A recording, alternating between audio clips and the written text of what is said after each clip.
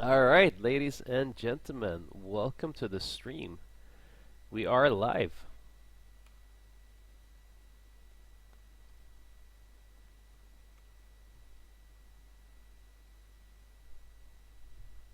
Just give me 1 second, guys.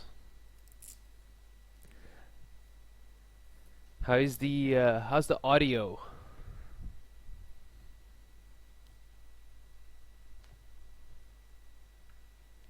I hope the audio is good.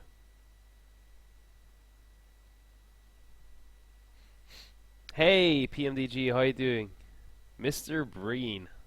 Flap 40, audio good. Alright, guys, so let me just boot up. Let's use Active Sky today. And let's, what else do we need? That's it, no? And then just boot up our sim. Audio 7 out of 10, laptop speakers. Unacceptable, Breen. Sorry, unacceptable, Munkin. Have to get the hi-fi. What's this? Generating scenery index files. What the hell? Alright, so apologize for the voice. I'm still a little bit cold. Way better than last stream. Wind shear, Hey. wind shear, wind shear. Virtual 170, man, just wait. The stream hasn't started yet. Thank you so much, Virtual. It means a lot to me. Thank you, my friend. It's really kind of you. I appreciate it. It's gonna be a great stream.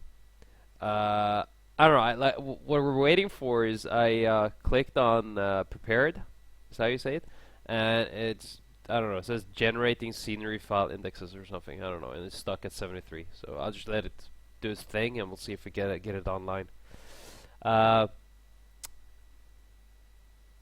Girlfriend has my main PC playing Sims 4. Awesome, man. Awesome.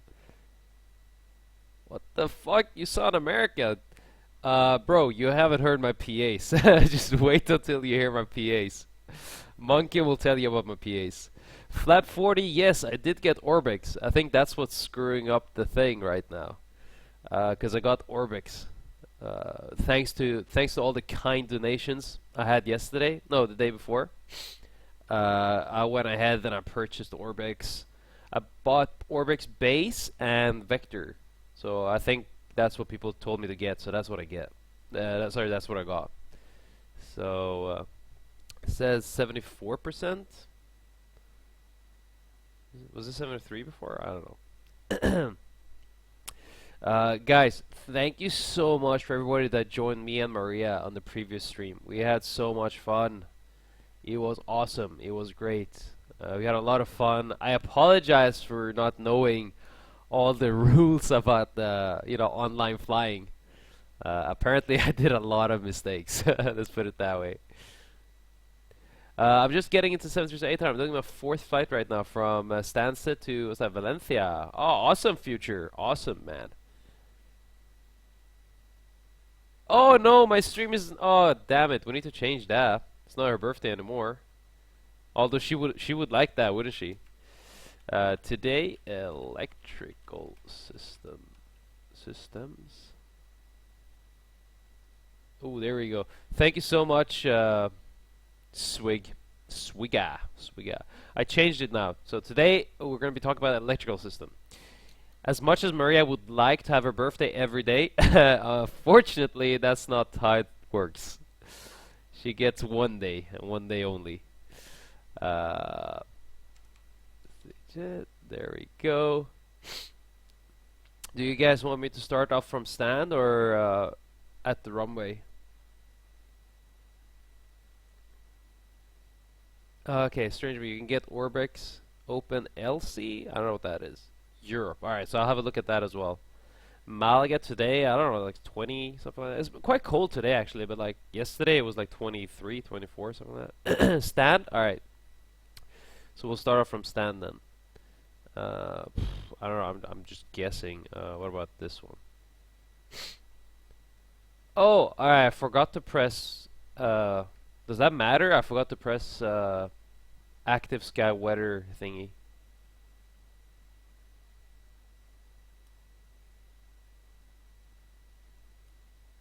Hey, Caster, how are you doing, man?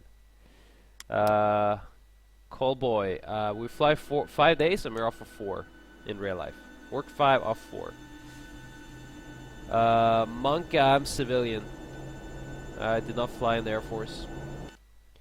Did not fly in the Air Force. Raindrock, what PC do you have? Go scroll down and there should be a link to my PC.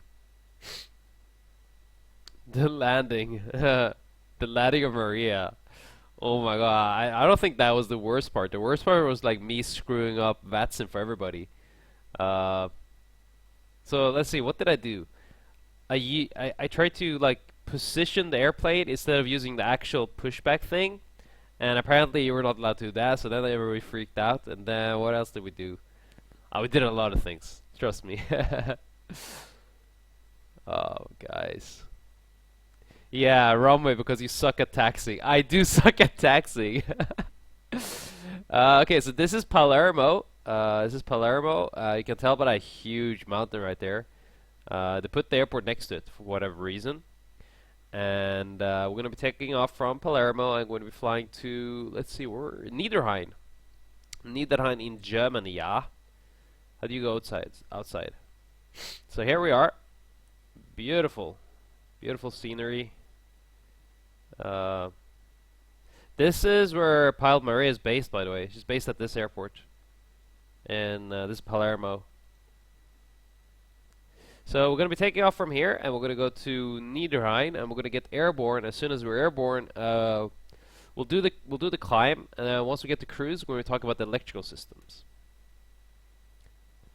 What future airline pilots? What's the reason for the 398 Ti's? I've only got the 1970. Well, the 398 Ti's are really good for other games than Flight Simulator. The Flight Simulator is really poorly optimized for like today's technology.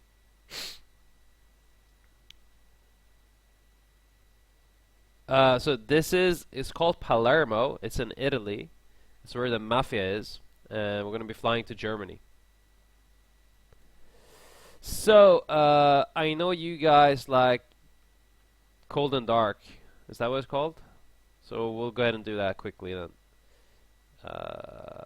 State load. Cold and Dark. There's no point in me asking. I know you guys want it. Excellent. So, as always, first things first, we're going to go ahead and turn on our battery. And today we're going to be talking about all this, right? The whole panel right here. That's what we're going to be focusing on today. So today is going to be a technical stream. This panel right here, like this part from here and all the way down here, this is called the AC and DC metering panel. And this down here is our generator drive and standby power panel. Below it is only the ground power, and that's also called the ground power panel. Nothing fancy right there. And this is the bus switch panel, this white thing here, bus switch panel. So we're going to be focusing on these 3 panels today, and we're going to be talking about the systems, and what they are, how they work, how to operate them, and how to use them in actual flight. And maybe if we have time, we'll simulate a failure as well, like we usually do. We'll simulate maybe a IDG failure or some problem with the electrical system. We'll see what PMDG has to offer. Swigga asks, Maria is a nice lady. Yes, she's a nice lady. Cool. Route Direct, do you use the iPads for takeoff and landing calculations? Yes, we do. Yes, we do. Alright, guys. So, get the battery on. And now, battery only provides DC power. But to power the airplane and all the systems, we need AC power. AC power can come from basically 3 different sources. One is the ground power. Second is the engines, and the third is the APU. So we have 3 different sources which can provide us AC power. To fly the airplane, we need a minimum of two sources. That's the minimum you need to fly the airplane. If you're down to 1 source, you have to declare a mayday, or at the very least a pan call, which is 1 below mayday. And you have to land the airplane as soon as possible, because if you're on DC power only, you're in trouble. And we'll go ahead and talk about what would happen if you're in DC power only. Not a lot of things will work. A lot of things will fail. Basically, this is DC. What we're looking at now is DC power only. Notice how we have no turning on the pumps. You see, it doesn't work. So we have no fuel pumps. We have the pipe thing doesn't work. The electrical hydraulic pumps are gone. Our automatic computers for pressurization won't work. None of them. You have to go to manual. Nothing will work. See, even the first officer's displays are gone. The only thing he has is his clock. Right? So this is a situation you don't want to be in. So we need AC power. So either use the ground power or use your APU. I'm just going to go ahead and start the APU for today.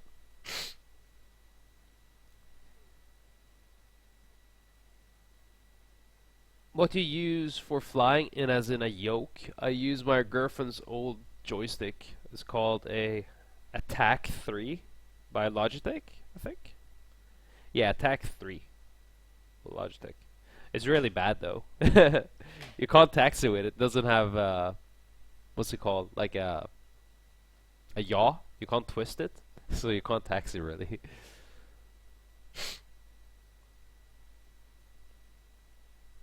Normally, when you come to the airplane, the ground handlers, the ground handling, they would know that the airplane is starting its duty, and they would have provided you with the AC power through the ground power source.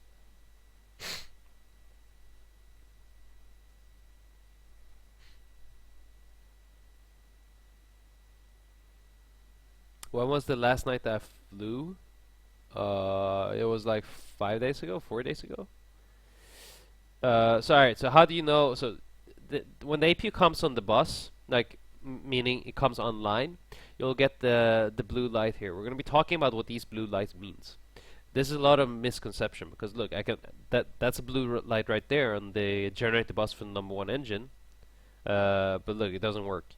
But in this case, the APU gen off bus light on the APU is on. So turning those switches on, and you would always turn on both of them. You don't turn on one of them. You turn on both for the APU always. Always, always, always you turn on both gens. So both generators are on, and now we have AC power, and the FO's displays are back. So that's the first thing I do. Second thing I do is I go ahead and I'll move my nav switches, my RS switches to the nav, because that takes time to align those. And then I will do my rainbow scan, which we talked about, and set everything else up. Today we're just going to be doing a quick, nice, easy setup. Just going to check how much fuel do we actually need. Oh, guys, I'm so sorry if I'm still a little bit cold. Get our emergency belt goes on. Bam! Like a pro. Bam, bam. You see, I don't know why PMDG leaves that on. The APU bleed air should always be switched off as part of your shutdown checklist. The reason is, just like now, I turn on my APU, and as soon as the APU comes online, it will start providing bleed air. Boeing says do not use bleed air until 1 minute has elapsed since that blue light came on, because you want the APU to get a nice, stable operating temperature before you turn on the bleed air.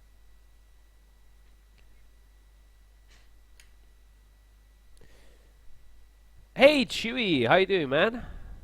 Haven't seen you stream for a long time. Yeah, I'm sick, bro. I am sick, but you know, the stream has to keep going, yeah. Have to do the stream, man. I love you guys. What's the landing altitude? Let's have a look. It's 100. 100. Bam, everything looks good. Gonna turn on our flight directors. Going down there, that goes to RTO. Reset the fuel flow. Make it a habit of every time you move that to RTO. Okay. The auto brake doesn't arm because the throttles weren't at idle. The throttles need to be at idle for that to arm, to go to RTO. So every time you move that to RTO, make it a habit of resetting the fuel flow. Because normally in a 737 you will do more than one sector, and you need to reset that fuel flow every time, otherwise that will screw up, and because it won't reset otherwise, and then you'll do another flight. The show must go on. Lazy boy, how's the cold going? I think it peaked yesterday, guys. So I should be good, man. I should be good. I should be good. At least I hope so. Uh, where we at? We're in Palermo. Bam, bam, bam. One of these days, I'm gonna film myself doing the setup, like the FMC setup, in the real airplane, and I'll show you just how fast it goes. Does anybody have the weather for this airport, Palermo? I just wonder which runway it is. I'll just put, I don't know. Which one should I put? 2.5 maybe? I'm guessing. It's 2.5, should be a Giano departure.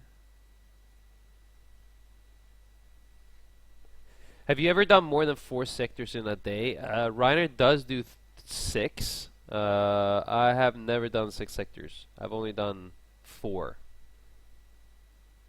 Do you know how to autoland? Yes, I do know how to autoland. I'm actually a real pilot, Swiggy. Swigga swag. Okay, so wind is... okay. You have different weather, what the hell?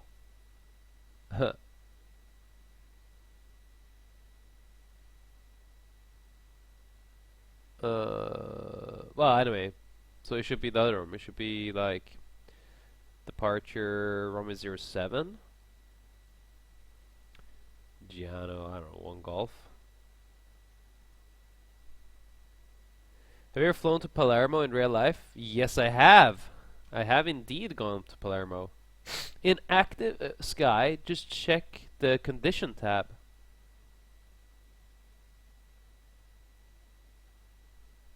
Oh, look at that! No way, I didn't know that. Thank you so much, man. What's that? Buddha. Thank you so much, bro. I didn't know that. Swigga, how do you autoland? Once you're clear of approach, press the approach button. Once the approach button is armed and it's green, you can go ahead and press both autopilots and their airplane will autoland.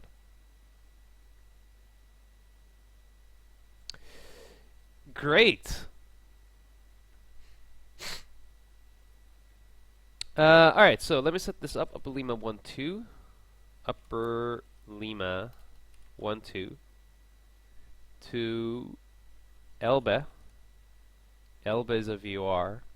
And then we go to Upper Mike 729 to Mollis. And then Upper November 853 to Arky. And then Upper Tango 853 Ibesta. LMA. LMA. Ibesa? No, Tango 853 before. Tango 853 to LMA. Arrival, ILS, LMA.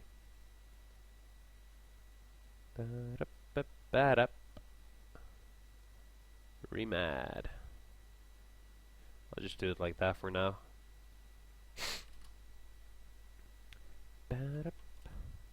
Oh, guys, the electrical systems is not that hard actually. Once you get hang of the basics, it's not as confusing as people hear electrical and they get all scared of it because they think it's really complicated.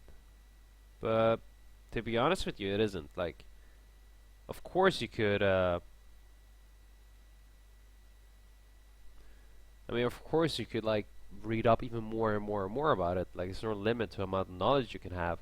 But for like a normal pilot, it's not that hard actually to understand. Hey, Boeing NGX, how you doing, man? If you like Boeing, you come to the right stream. Let's put it that way. This is the stream, guys. If you guys like Boeing, don't be going, right? You be staying.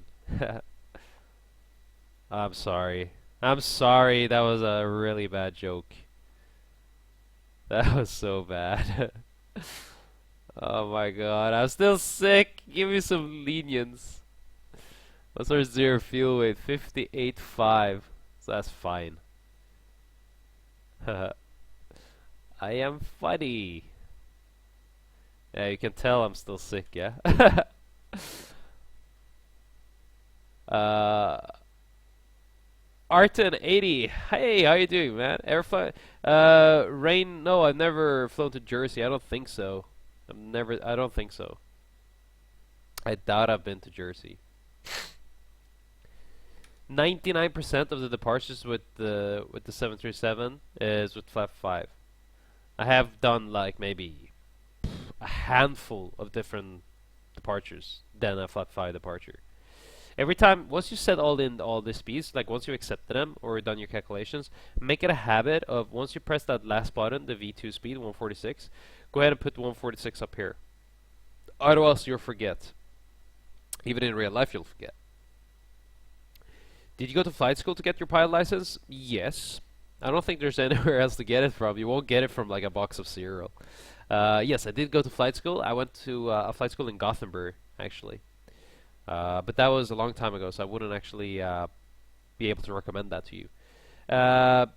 Dance Floor Analyzer. Hey, Captain, love your content. When are you going to create a YouTube channel? I did it! I did it like yesterday, and I have like 3 subscribers. I have 3 subscribers on my YouTube channel, so awesome! I'll be uploading all the old videos up there, so go ahead and scroll down on my channel. You can click on the YouTube link. It's awesome, guys. You've been asking for it a long time, and I've been just delaying it, and then finally, bam! No excuses. I went ahead and I got it. Why does performance calculator always give flap 1? Rubenjo, I don't know, man. Like most departures with the 737, at least the 800, the NG, and specifically the 800 will be with flap 5 because flap 1, the performance between flap 1 and flap 5 is extremely similar. Right, so it's extremely similar. The difference is your tail clearance. The tail clearance with flap 1 is not much. Like we're talking, I don't know, like 20 centimeters, something like that. That's all you have. Hey, Balloon says I have 13 subscribers. Awesome. Lewis, what steps do you take to become a pilot? Well, first of all, is that what you want to do? Is that your passion? Like, are you passionate about flying? Don't do it for the money. Don't do it because you think you're going to get laid. You know, it doesn't work. Do it because you love aviation. Do it because you love flying. And if you do, and if you love flying just like I do and a lot of people in the chat do, research. Go on Google. Like, Google it. Find out more. Read about it. You know, come on the streams like mine and all the other guys. And maybe, you know, educate yourself and know everything before you go into a flight school. I have had some horror stories where people will go into flight school and I want to be a pilot, right? So they go to the flight school, they'll sign up, and they will spend a lot of money just finding out that, okay, I didn't know everything I should have known, or maybe this wasn't for me, or maybe they don't understand all the implications. And so make sure you're well educated before you decide to embark on a journey to become a pilot, and do it for the right reasons. Do it because you love aviation, and don't do it for any other reasons. What's the number 483 on the right side of the left yoke? Those are just this. Boeing calls this a memory device. That's the official term. This is called a memory device. We use it to put our call sign. So if our call sign is 333, I would put 333 there. If my call sign was like 33 November X-ray, I would just put 033. If my call sign was like 1234, either I put 123, or some people like to put 234. Just depends on preference. Boeing has had a lot of problems with this thing because there's a light in there, and to control that light is hooked up to the main panel light. All right, that controls this light here inside as well. They've had some problems with this, the wires inside shorting and creating a little bit of smoke. So what Boeing has done is they just made a service bulletin telling all airlines to just disable that light. And since there is no light in there, I've stopped using this, to be honest with you. Before I loved to use it, but since the light is gone, I can't use it at nighttime because I can't actually read the numbers. At night, you won't be able to read the numbers in there. So I just stopped using it. But before, I used to use that every day.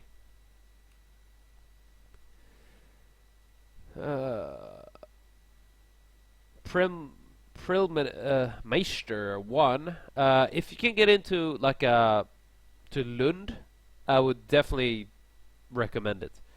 Like your employer wouldn't care as long as you have all the licenses. So if you went the private route, or if you went through the like a a public school as we have in Sweden, go for the public school, man.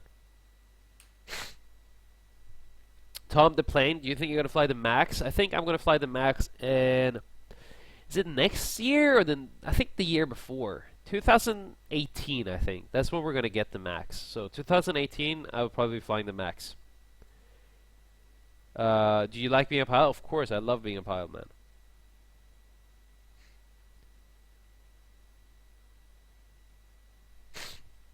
Awesome. Right, so that's all done. Performance was done. I'll go ahead and execute that. Do we activate our routes? No. Activate our route. That's it. Set our QNH. And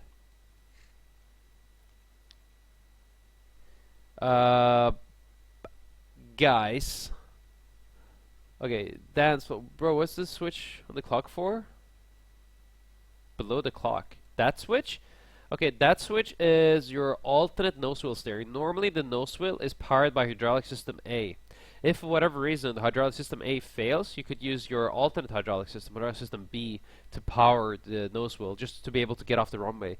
I think the Airbus doesn't have that feature, so I've actually been flying, and the Airbus might have a problem with their hydraulic system, and they get stuck on the runway. Guys, just give me 5 seconds, right? I'm just gonna go blow my nose. I'm so sorry. I'm so sorry. 1 second.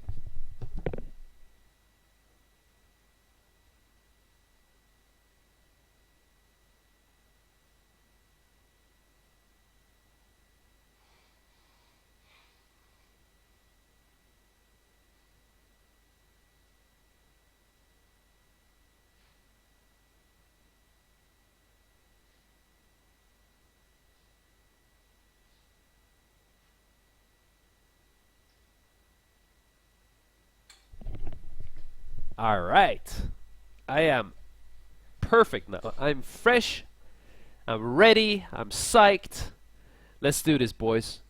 All right, so everything is set up. We're gonna get airborne, and we're gonna be talking about the electrical systems and how to use them, how to operate them. Yeah, I don't want to miss my departure time. So, bam. Let's do this, boys. Oh, I need to start the engines. Right, to start the engines 737, you need to use your bleeder. Make sure the pack switches are off.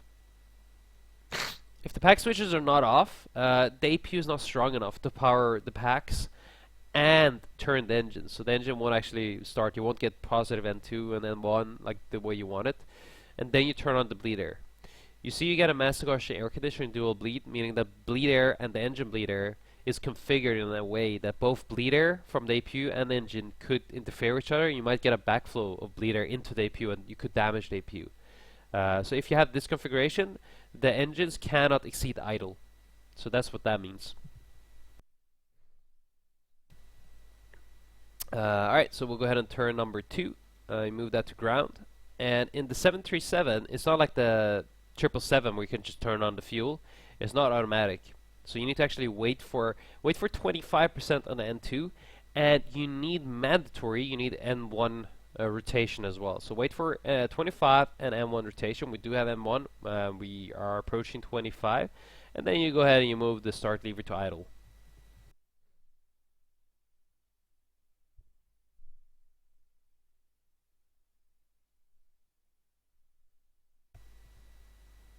Go on VATSIM.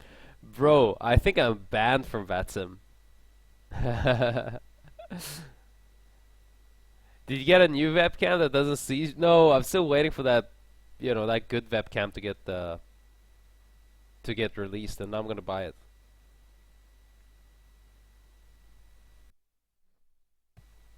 John for a Gaming says the engines can exceed idle with dual bleed. They're not physically blocked. It's just that you shouldn't move them. So no, John. What I'm saying is that I'm not saying that the engines cannot go above idle. I'm saying if you do it, you could damage the APU. So don't go above idle. That's what Boeing says. Boeing says, if you have that light on, do not exceed idle on the engines. Meaning, don't bring this thrust up. Keep it at idle because of the possibility of backflow. So, for example, let's see. So, for example, if engine number one is on and is providing bleed air, and the APU is providing bleed air, and the engine number one, if I spool up the engines, there could be a backflow, right? So it could go through here and into the APU bleed air, and that could damage the APU. That's what Boeing says.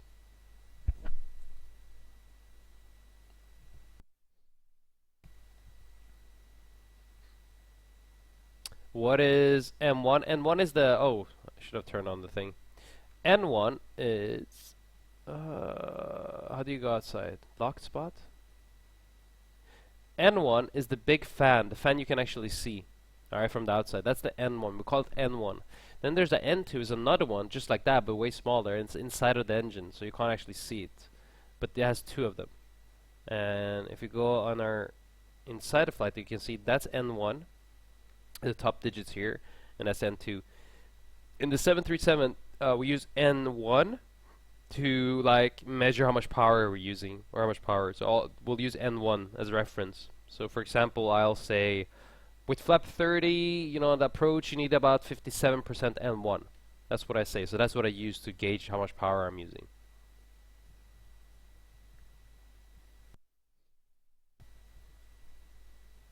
Quick question: when did you join the stream? You were expecting readback, correct? When you repeat the text instruction, is that the ridge? Yes. In real world, if I say a text instruction, they should say. Well, they don't have to say, but the way that day was, it was so confusing. So I would have wanted him to confirm, especially since we called him like 3 times about the same thing. Yet he didn't confirm it, because I couldn't hear that guy that day. Rich, if you joined me on that stream, me and Maria, we were having so much problems understanding ATC. ATC, to understand ATC is way worse than the real life. Like, way worse. In real life, it's way easier to understand ATC. The quality was awful, like horrible. I didn't understand a word. So we tried to get him to confirm what we were saying like 3 times before. I don't know if he did in the end or not. But no, you don't have to. I mean, HC doesn't have to confirm like everything.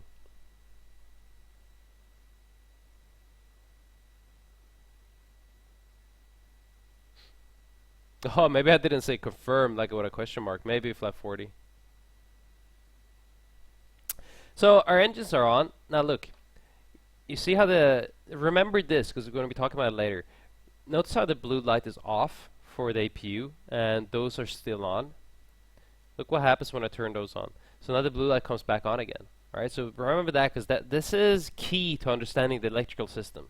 There are 2 rules, and we're going to be talking about the 2 rules. They are like the golden rules of the electrical system in the 737. If you understand those 2 rules, you'll understand the whole electrical system. But I don't want to spoil it, because otherwise it'll be a really short stream. So the way to then set up after engine start should be. So, okay, I should have turned that off. So you turn on those 2, and then you'll go up here and turn on the probe heat.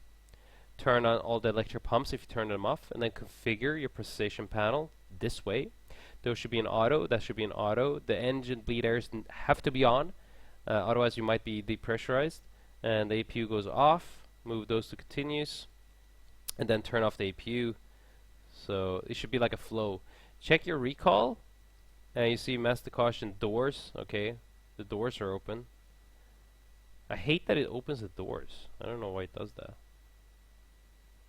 FS doors. Close. And ground connections removed. You guys thought I was gonna forget, did you? So again, next time I'll fly is tomorrow to Stockholm from Malaga, if I feel better. I think it peaked yesterday, so I should be fine tomorrow. If not, I have to call in sick, and I'll get to spend more time with you guys. So you don't get rid of me that easy. So then you check your flight controls. Bam, bam, and you check your rudders. Set your flaps to 5 or whatever the departure flap is.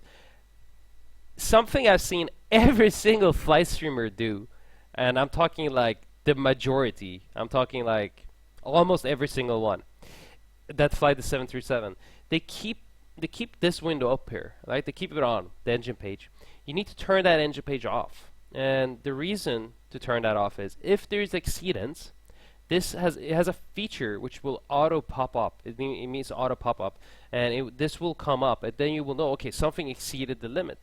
Because let's say you lose the oil pressure, right? It's really hard to spot that if you're in cruise and just looking straight ahead before something goes horribly wrong, because you will have no master cautions for any problems. Any problems down here, there are no master cautions, because Boeing says it is in your line of view, like all right, in your line of sight. So turn that off, and if something were to happen, it will pop up. So blank the lower DU, and make sure those are in idle firmly. Do you know why for engines kerosene is used? I don't actually know. Munken, Skavsta. So unfortunately not Västerås. I'll be flying to Skavsta. Skavasta. Lawrence, hey, evening, man. Ray, I'm not sure if it works on the PMDG. Guys, you know what I should do? I should do like a list. Every time I find like a discrepancy, I'll just put it on my list. And then one day, I'll make a special stream where it'll be like discrepancies between the real airplane and PMDG. And then I'll probably get sued by PMDG. But hey, that'll be another story. That'll be another story. So, alright, let's go taxi. Let's go and taxi. Oh god, this is gonna go horrible, isn't it? I don't even know where 07 is. I have to look at my... Alright, so basically straight ahead, and we have to go over there. So I guess we're going to cross one of the runways. Oh, I know 07. 07 is a really cool runway, because you're going to fly over Palermo. Okay, so I'm just going to go left here, and that should be it, yeah? So, Munken, I do apologize, but I'm going to try to taxi this airplane. Okay, here we go, guys. Here we go. Press F12. Oh, what the hell? I should not have pressed F12. Oh no! Oh my god. God damn it. Okay, I'm really bad at taxiing. Oh. The 737 in real life. Oh my, I don't understand why it's skidding and stuff. The 737 in real life taxis like a car with really bad... Let's say a really badly designed car. Let's put it that way. I love taxiing the damn thing. Oh my! Oh no! Oh no! All right, I overdid it. I overdid it. Don't worry, I was still on the runway. Now, people might think I'm doing this for the laughs. Trust me, I'm literally trying to do this properly. Oh my god. Anytime you cross a runway, I like to do like a call with the first officer. So I would ask the first officer, confirm clear to enter and cross runway 02, and then the first officer will confirm. Because you don't want to be crossing a runway, because this runway is also in use. Like they use this runway to land. Oh my god. Have you ever messed up taxiing in real life? Bro, I do not tax like this in real life. If I were to tax like this in real life, I would have no job tomorrow. No job tomorrow for me, yeah? Same here, guys. Once we get to the runway, I would ask the first officer, confirm clear to enter line up runway 07. Or confirm confirm clear to enter line up and take off runway 07. And the first officer should confirm. Because you want like a dual confirmation of entering like a runway. Because you don't want to be entering a runway without being actually cleared for it. Okay, okay. I got this. Oh my god, I don't know how like Chewy or David and Matt and all these guys, I don't know how they taxi the airplane, because I don't know how to taxi. There we go. Twist your joystick. It doesn't twist though.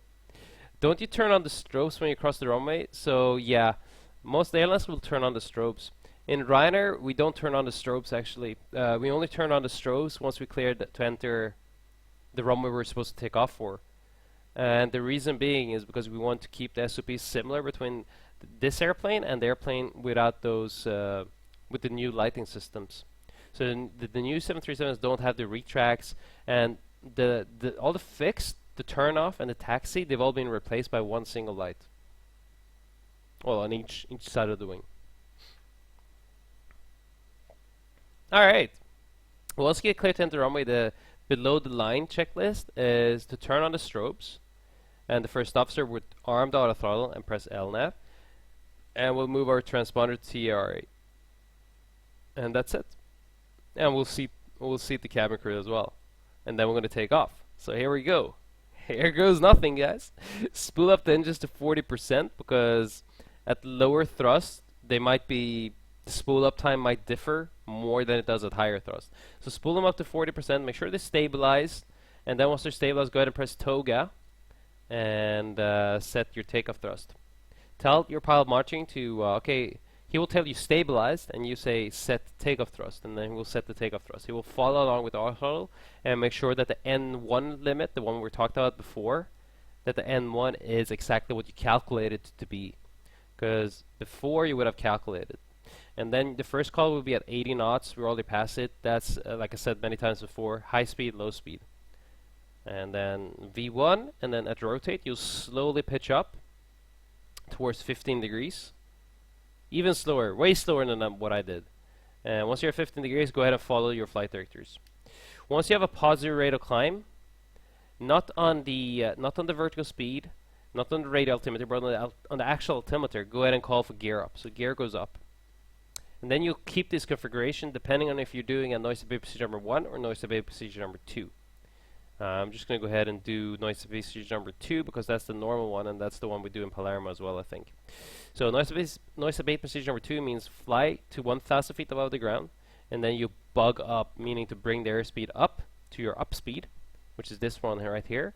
And then once you have a positive trend vector and you're above the white bug, go ahead and call flaps 1. And then once you're above the flap 1 speed with a positive trend, go ahead and call flaps up. So there we go, flaps up. And now we're going to fly the up speed, so 210 knots, until we're at 3,000 feet. And then once we're at 3,000 feet, we can go ahead and continue our climb, our acceleration to our cruise climb. So sorry, to our climb speed.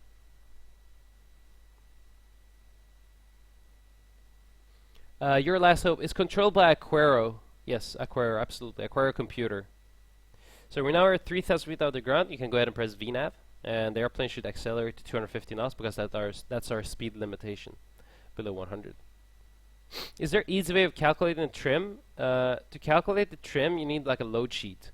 But in PMDG, you can just press. If you go to init ref index takeoff, and if you press this button right here, it will give you the trim here. And then just go ahead and do that, because it will give you the correct CG.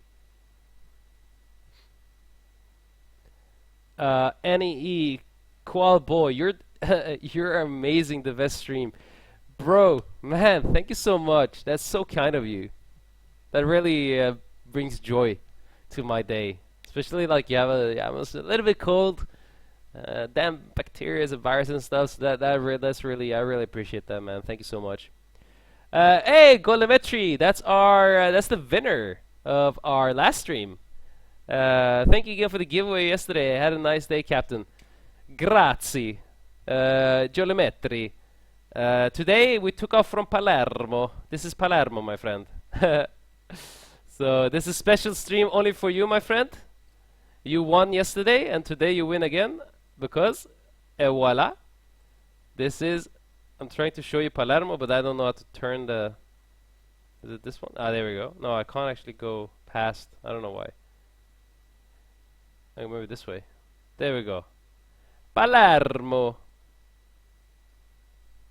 I don't know why it looks this bad. Like, I thought it would be better with like Orbex and I have the vector and everything. I thought it would look better. Yeah. So man, congratulations again. For everyone that missed last stream, I had it was me and it was uh, a first officer, a real life first officer, Pilot Maria. And at the end of the stream, we had a giveaway, and we gave away $70 gift card to the Flight Sim store. And my man won. Coral Boy. All right, man. Coral Boy. That's it. Awesome, man. Awesome. Hey, Tom. How you doing, man?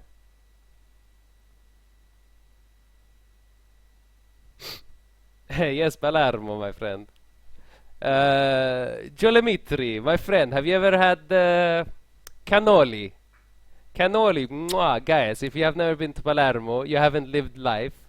I don't know why I'm talking like this. I don't know. Jolimitri, this is probably offensive. I apologize, but I get very excited. You know, I get very excited. And Palermo, they have something called cannoli, and cannoli, my friend, is amazing. You need to taste the cannoli.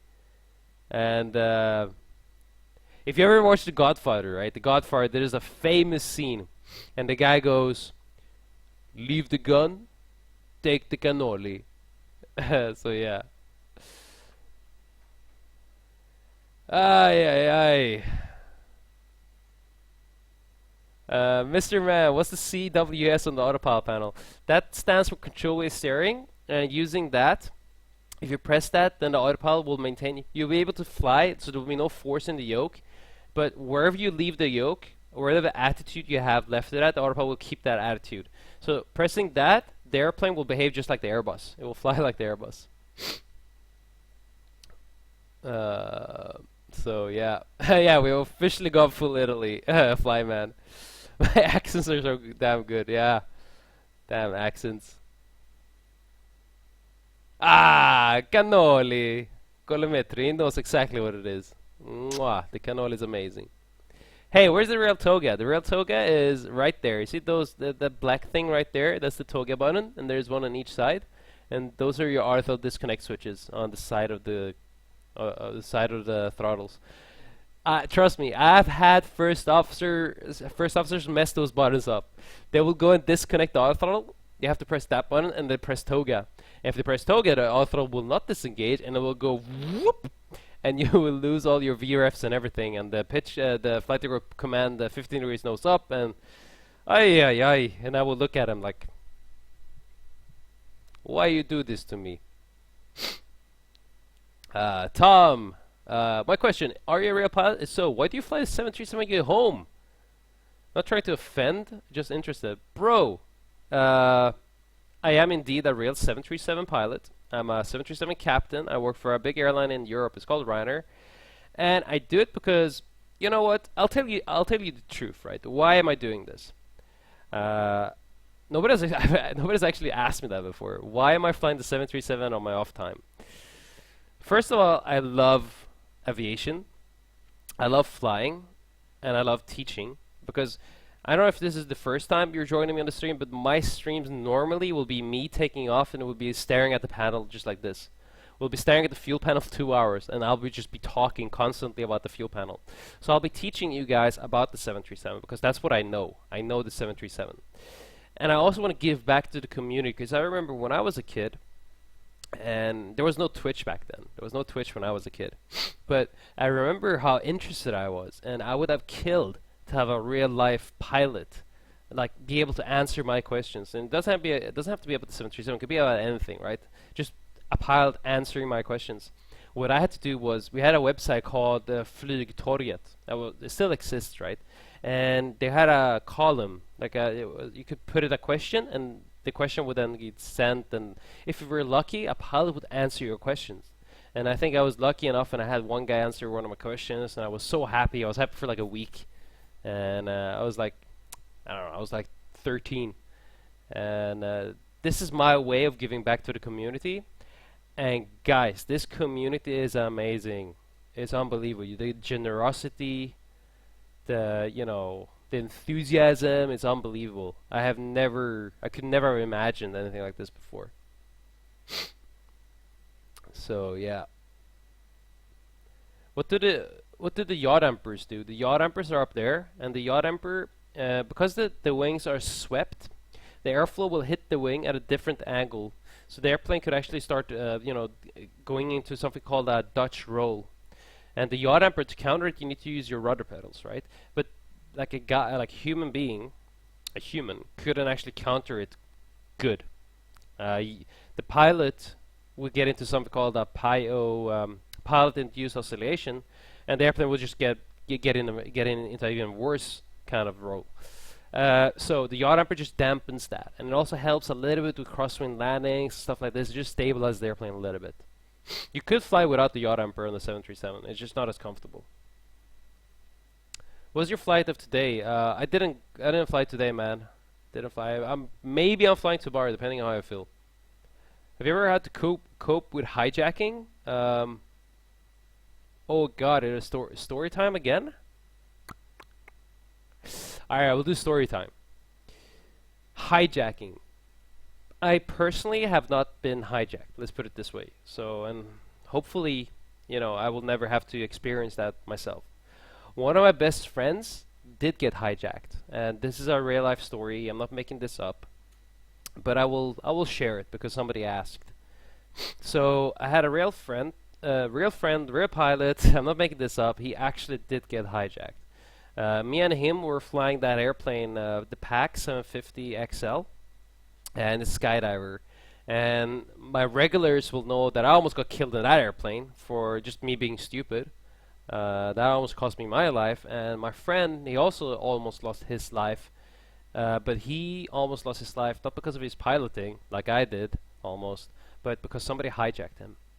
So what happened was, he was flying in Portugal, and he was doing skydivers, right? So he was flying skydivers, and he had the skydivers come on board, and there was one guy which was a little bit weird, but he said, hey, I have to join, and whatever, so up he goes.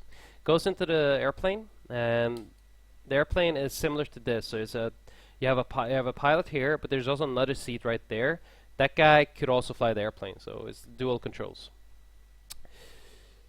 So they take off, and during the climb, all of a sudden, the guy, he brought like a big bag and all, and he pulls a gun, like an actual gun, and he points it to my friend. Okay, my friend is confused, like, because this doesn't happen. This happens in movies, right? He's like, we went to flight school together. This is like my brother, like I know this guy. We did all our PPL together. We did all our IR, ME, CPL, all our cross countries was together with this guy. We even did the the skydiving thing together. So it's so surreal. It doesn't happen, especially from where we're from. We're from Sweden, like. Sweden, nothing happens in Sweden. Well, nowadays there's a bit of chaos, but nothing happens, right? So he pulls a gun and he points it to my friend. So first he thinks it's a joke, right? So he thinks people are joking. Some of his friends set him up or whatever, so he doesn't really take it seriously because it cannot happen. Like, what the fuck? But then he turns around and he sees all the skydivers are jumping out. They're bailing. They're out of there. Now he realizes the seriousness of the situation, because the skydivers, they just left. Off they go.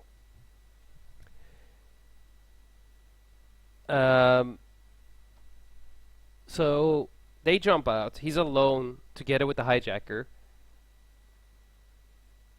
and there's a struggle. So I don't know why or how, and I asked him, like, man, what happened? And he couldn't really answer. But there was a struggle for the gun. So he managed to get the gun away from him. Incredible, right? How he did not get shot is beyond me. Like, I cannot understand it. It's surreal. So he got the gun away from the guy. And he put the gun right here. There was like a seat pocket, similar to what the Boeing has here. There was like a seat pocket where you put your maps and stuff. And he put the gun there. And again, I asked him, Michael, his name is Michael. Michael, why did you just shoot the guy? Like, I would have shot the guy in the head and just be done with it. And he said, man, Hiva, like, I've been thinking about it for a long time, and I don't know. I cannot answer that. So yeah, he didn't shoot the guy, but he got the gun away. Now the guy panics, right? So they're flying and the guy's panicking and he's pressing buttons and he's pressing like light switches. So clearly he doesn't know what he's doing. Like, he's just pressing like lights and things like this. So, and he's struggling. So my friend, he all he can think of is 9/11 and how the guy is going to take the airplane, crash into something. So what Michael does is he takes the start lever and puts it to the cutoff to shut down the engine. Guys, I am not making this story up. This actually happened, right? So he shuts down the engine, and it's a single engine turbine. Shuts down the engine, right? So the engine off. So he did it because he didn't want the airplane to fly anymore. Like, at least they're going to go down now. They're going down nowhere else. He's not going to take the airplane. He's not going to fly it somewhere, whatever. They're going to go down right here. So they go down. And now the engine is shutting off, and the guy gets even more panicky. Like, he freaks out. He starts pressing buttons and trying to start the engine. I mean, he doesn't know what he's doing. He's pulling like the windshield heat, and he's just pressing random switches, which does nothing. The runway turn off, on and off. Like, clearly he doesn't know what he's doing. He's just pressing things because he's panicking. And as the master caution, fuel will turn the center pumps off right there. Damn cat. So, right, so he has the gun, the struggle, and engine is off, and they go down, and they crash. Well, I have a picture of the airplane. Airplane crashed off the runway in an airfield, though. It was an airfield. It was a military airfield, actually, in Portugal somewhere. I can't remember where it was. The prop is broken, and I think the gear just broke. And yeah, the airplane just crashed. The guy, my friend Michael, he takes the gun and he runs away. He's out of there. And then all these military cars are approaching the airplane because, man, they crashed, right? So my friend waves at him saying, don't go there, don't go there. Like, there's a crazy guy there, and hey, maybe he's armed. And he doesn't realize he's still holding the gun, right? He's like, oh fuck, and the military cars are approaching. So he throws the gun away and it just gets down. I'm not making this up, right? Then what happens? The guy goes back, he had like a big bag with him, gets a shotgun out, walks out onto the wing, and blows his brain out. And have a picture of the airplane. Like, there is brain matter all over the flaps. Like, his head is just all over the flaps, and he shot himself in the head. Apparently, just before that flight, he had set off a car bomb and whatever, and apparently he wanted to go to, get to Spain or something. Oh, okay, Marcos is from Portugal. No, this was definitely a true story. Definitely a true story. Yeah, so the hijacker shot himself in his head with a shotgun. And he is dead now. Yeah. So, but yeah, personally, no, I've never been hijacked.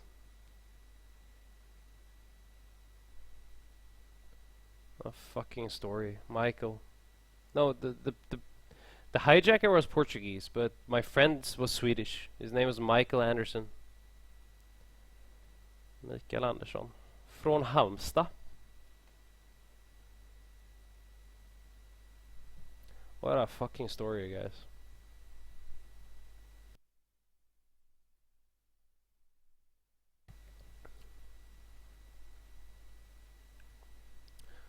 Ay. I remember me and my friends, so we joked, we were joking to him. We said, Michael, bro, do you know how many women you're gonna get now? Well, we didn't say women. We said, the kitty cat word. You know how much kitty cat you're gonna get now? Telling this story? Like, you're set for life. Just go to a bar and tell this story. Unbelievable. Yeah, Michael is still alive. Michael is fine. The arguable pair is if bad to fly with a cold. I wouldn't suggest flying with a cold. Nothing will happen to you, but it could screw up with your airs, especially the descent. And you could get the airs could get inflamed. You might even burst the eardrum or something. So don't do that.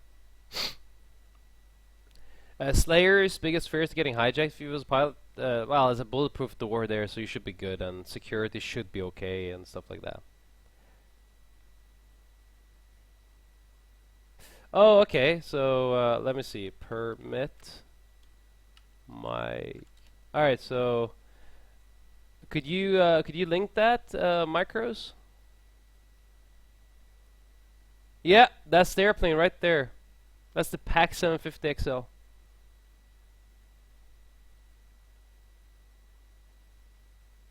Oh my god, unbelievable. No, that picture doesn't show the what's it called? That doesn't show the wings and stuff on the backside, but the flaps just brain matter. Brain matter. Fucking asshole, man. Fucking asshole.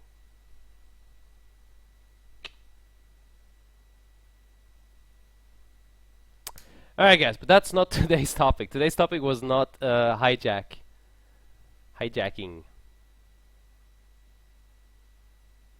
Mr. Man, what can you do as the master battery fails? The master battery. I'm not sure what you mean with master battery. You mean that thing? Or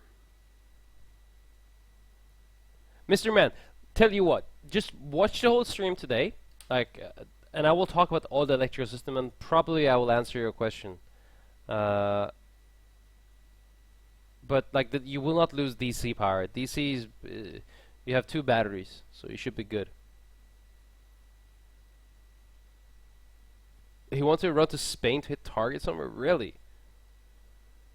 Fucking hell, Marcos. What a asshole. Good, he blew his brains out. And apparently he set off a fucking car bomb as well, so I don't know what to say. Don't know what to say, guys. Alright, so let's go ahead and talk about the electrical panel, right? Shall we? So, electrical panel. Bam. So all this, here it is in its glory. And what I'm going to do first, I'm going to explain what everything does, and then we're going to be talking about the systems, right? Tom the plane, we're flying to Niederrhein, or Weze. So first things, we're gonna start from the top and move down, right? So this thing right here, that's your DC amp meter. You can see how much DC you're getting. So if you go to like the, let's say, TR1, TR2, and TR3, and notice how they use different amount of amps. It's just because they're different things are hooked up to them. Just below that, you have the volts. How many volts you're pulling, and then going, let's see, going up here is the amps. Obviously, that's your AC amps and that's your DC amps. So AC, if you go to Gen 1, Gen 1 is providing AC. You can see that it's pulling 49 amps, and Gen 2 is pulling 45. Up here is the frequency. So how many frequency does it work? The AC systems. Because AC is alternate current, right? So the current will alternate in accordance to a sinus wave, and that's the frequency of that sinus wave, and it's 400, and that's what the airplane works at. It always works at 400, and to maintain 400, it has two IDGs, internal drive generators, and they will maintain 400 hertz all the time. As the engine spools down and spools up, that generator, that IDG, will actually maintain the 400 hertz. So that's the frequency, and down there is the AC volts. How many volts you're actually pulling from the AC system, and it should be 115, and it is indeed 115. Here is the battery discharge switch. That means that the battery is on, and you have excessive battery discharge. So that will work on the ground. So on the ground, without AC power, nothing is charging the battery, and the battery will drain quickly, and you will have a battery discharge light together with the ELEC.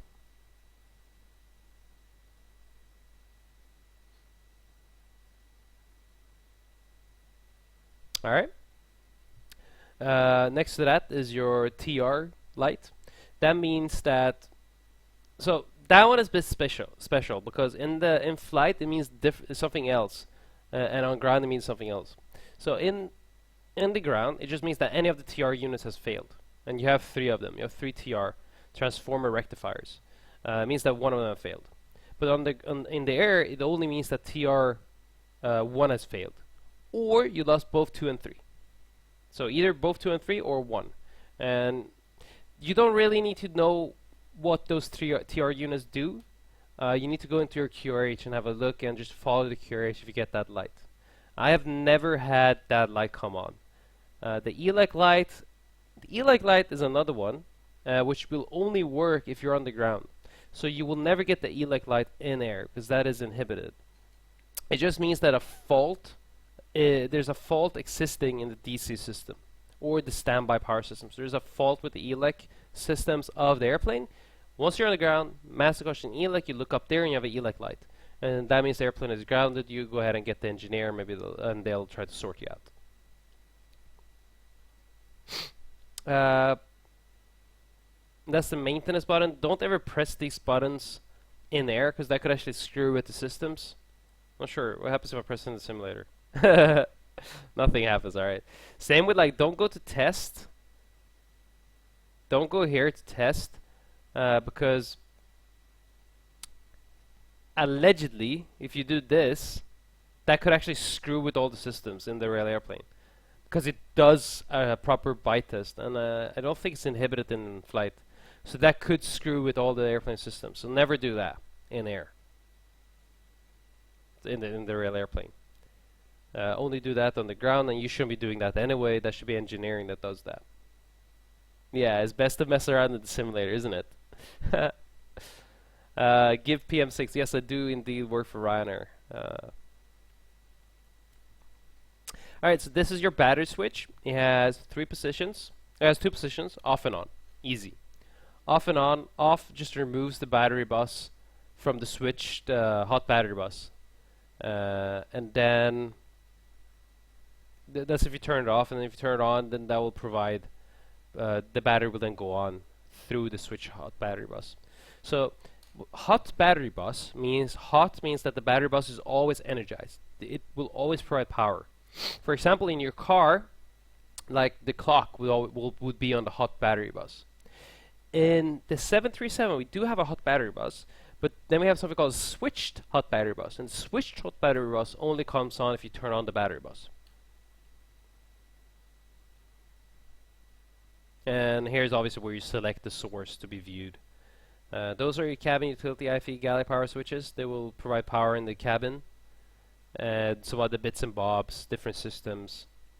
For whatever reason, the logo light is also hooked up to the cabin utility. So hey, I don't know. What will happen if the yaw damper fails in air? Because remember in the ground, yaw damper. So the yaw damper is not a no-go item. You could fly without the yaw damper, and if it fails in flight, nothing really will happen. You could continue to fly. The Boeing recommends to avoid crosswind landings if you can. Have you ever landed at Dublin Airport? Yes, many times, more than I can count. More than I can count. Now, the cabin utility, they're here for a reason because they're really they're hardly connected. Like, in a way, they're like how do I explain it? They go hand in hand with electrical systems, right? Because you have something called the 115 AC galley buses. So remember, our AC power works with 115 volts, and they are hooked up to that, right? And the recirculation fans are hooked up to those, and like the boilers, everything is hooked up to that. But there's so much hooked up to these 2 switches that if something were to happen, you might actually exceed the load, and the airplane would not be able to provide enough AC power to power everything at once. So what will happen is not that a circuit breaker won't pop, but the airplane has something called load shedding, which we'll go into later, and it prioritizes some things over others, and it will start shutting down things to maintain all the, the most important systems. In the 737, the ceiling is 41,000. Does the precision panel go up to like 43? Yeah, the precision panel goes up way more than goes to 42 there. I thought it would go up way higher, actually. I'm surprised. 3736. I thought it would go up more than 42. This one goes up to 50,000. I mean, test flights will go above 41,000. Put it that way. So maybe they need it for that.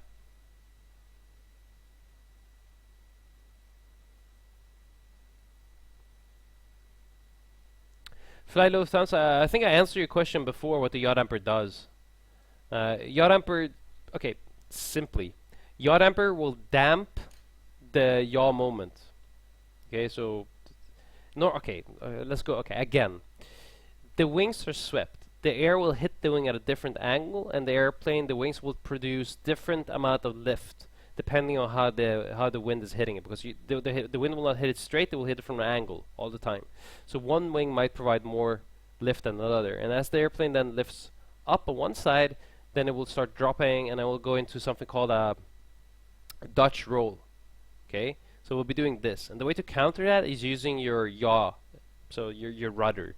A pilot could not do that by himself. If a pilot attempts to dampen the Dutch roll, he'll develop something called a pilot-induced oscillation, and the airplane will go into an even deeper Dutch roll. Okay, it's really uncomfortable. It's not dangerous per se, but it's like really uncomfortable. So what you have is the yaw damper, and the yaw damper, if you look down here, you can actually see what the yaw damper is doing. So the yaw damper will physically move the rudder.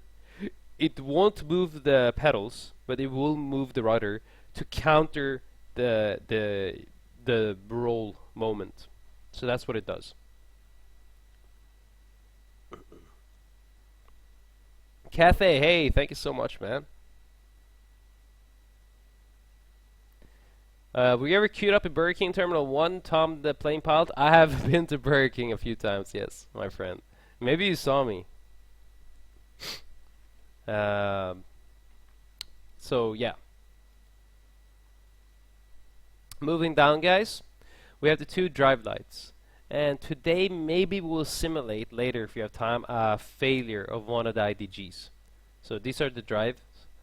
These are what will actually provide you AC power. If you lose both of them, you're in trouble. If you lose one of them and you don't have the APU, you're in trouble as well.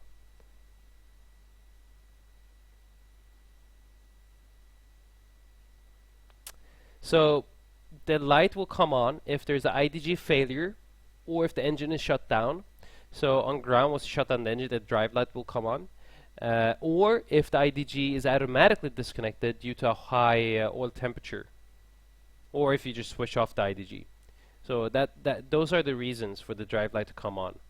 I've had that happen in real life once. And if it does happen, so let's say the Autopilot is at Command A now, right? The Autopilot A uses transfer bus 1. So it uses generator 1. And if IDG1 were to fail, the bus transfer will then transfer, generator 2 will then power both generators, right? So you power both buses, both transfer bus 1 and 2. But it's like a millisecond before it switches over, and that'll be enough for the Autopilot disconnect.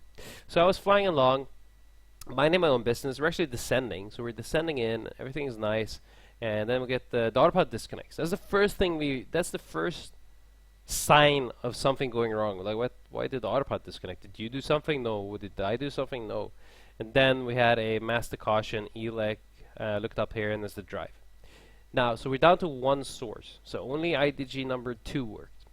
What the checklist will tell you to do is start the APU, because then the APU will come online and you'll have AC power from the APU. Now, if we didn't have APU, because remember, you could start without the APU. You don't need to have APU. APU might be in op.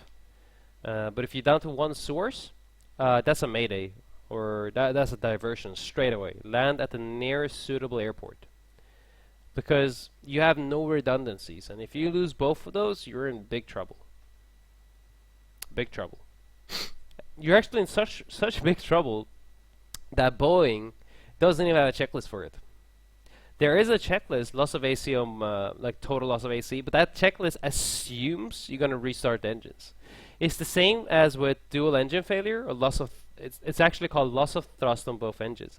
That checklist also assumes the engines will relight. The 737 doesn't have a RAT or a RAT. It doesn't have one. So that's why it's so important. Now, Airbus does have one, because if the Airbus loses all AC and all DC and everything, it's in big trouble, because the airplane will crash. The Boeing 737 will start acting like a glider. It will fly. It will fly fine, but it will be manual reversing, and it'll like a Piper, you know. The checklist is optimized. Yeah, optimist. Yeah, absolutely, man. So little correction: Gen 2 1 power Gen 1. It'll open the bus transfer layout. Yeah. Okay. Absolutely. Absolutely. That is 100% correct.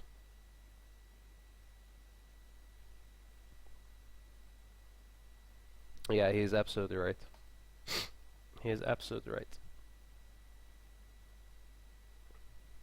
Now, then you have the standby power light, and that will mean that one of these are unpowered. It means that something is unpowered. That's what that means. It means standby power off. So what is unpowered? Either the AC standby bus, or the DC standby bus, or the battery bus. So one of these is being unpowered. So I'm not sure, will that work? Yeah, there you go. See, the standby power is off, and you get the standby power off light. Actually, trip the yacht damper.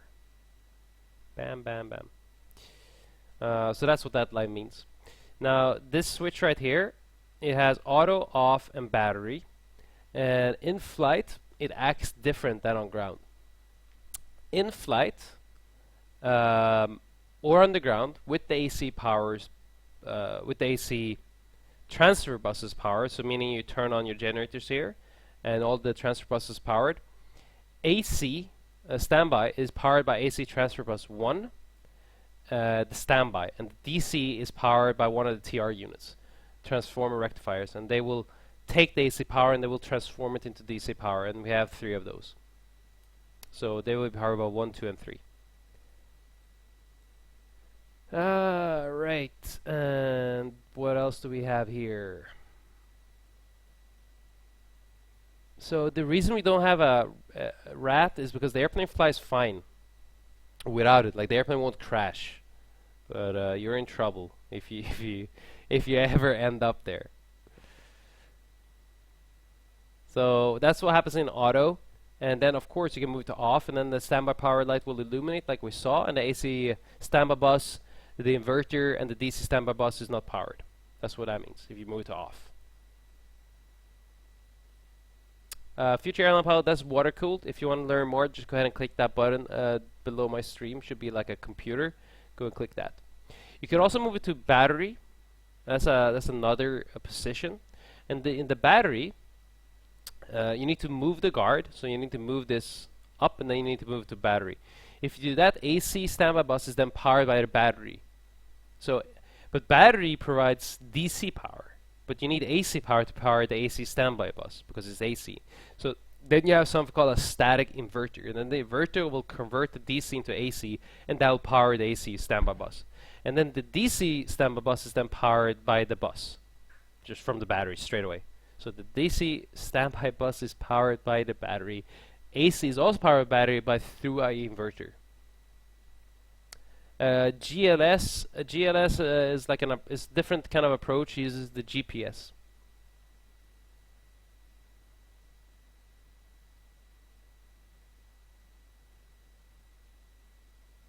Mrs. Arsenic, how are you doing? I love your stream last time I watched it. It was really fun. I liked it because you flew the 737. Alright, guys. And then, of course, this is the big one. This is what the pilot's going to use. He won't touch any of the other switches here, except turning on the batteries. Those should be on. And otherwise, he will be down here pressing buttons. And we'll go ahead and talk what those do.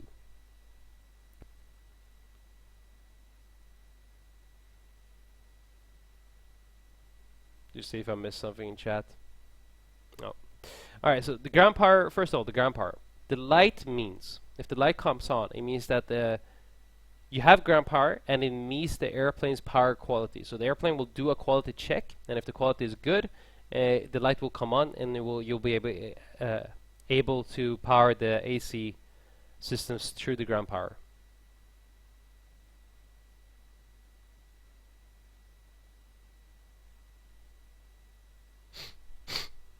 And it has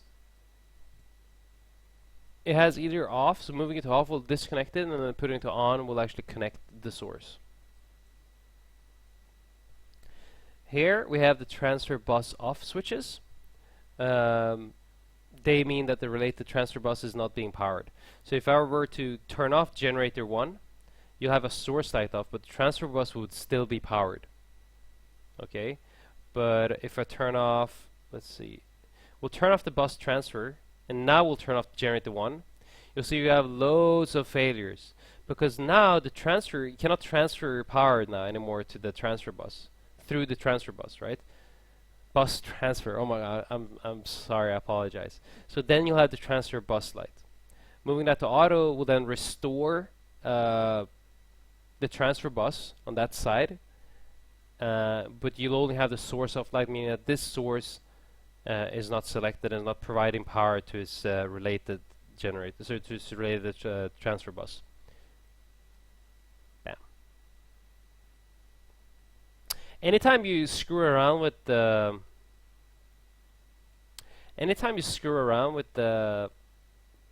oh my god, let's see, will it go down? Yeah, we'll go down. With the electrical systems, and every time you lose power, the yaw damper will trip, and the auto brake will trip, and also your I don't know why this 737 doesn't have a voice recorder. I don't know. There should be a voice recorder here. I don't know why it doesn't have one. This is different. There should be a switch right there to turn on the voice recorder. Have you ever needed to have a passenger removed from an airplane? Yes, it has happened, unfortunately. It has happened.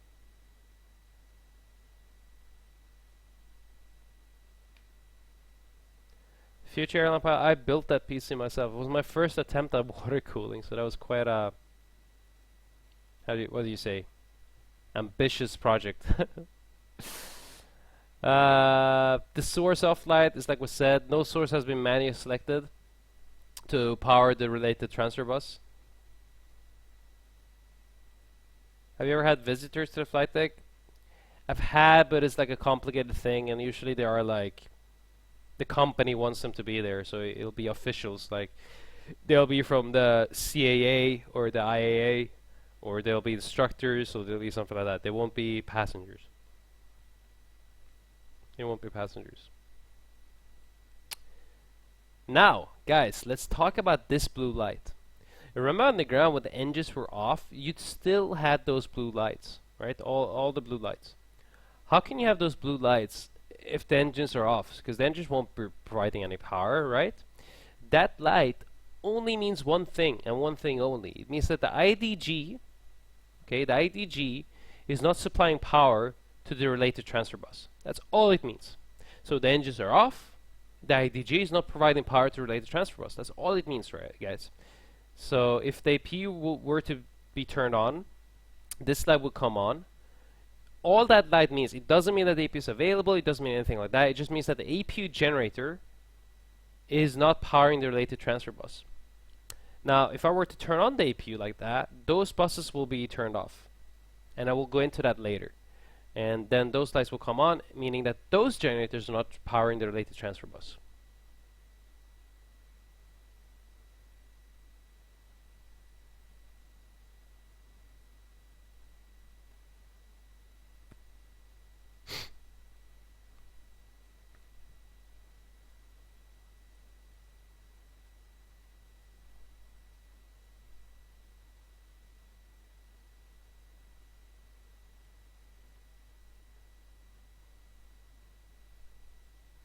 Now, the reason the APU light is not on is because that one is a small exception. It means exactly what I said, that is not powering a bus, but it also, you will only come on if the APU is on as well.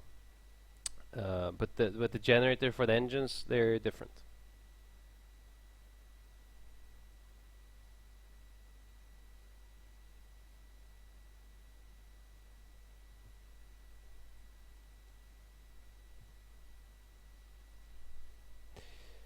Now the APU, whilst we're talking about the APU will power both AC transfer buses. Now moving a single APU generator like this, okay, that will illuminate the related source off light on the if it's not powered, right? So you'll have a source off light. But then turning on the other one on the ground, so this will not work. Actually, this doesn't work. Oh, damn it. It doesn't work because we're in the air. Because of the bus transfer, the way the bus transfer works. But in the ground, if I just turn on one of them, we'll have a source off light because the other source is not being powered, right? So moving the other one will then turn the other one off, basically, so the light will come off and you'll have both. It will look like this. Oh, there you go. There you go. Exactly like that. Hey! So, okay, now we have no AC power. Turning on one of them, this is how it works on the ground. You'll have the source off light and then you'll turn on the other one. Aha! I made it happen, guys. I made it happen.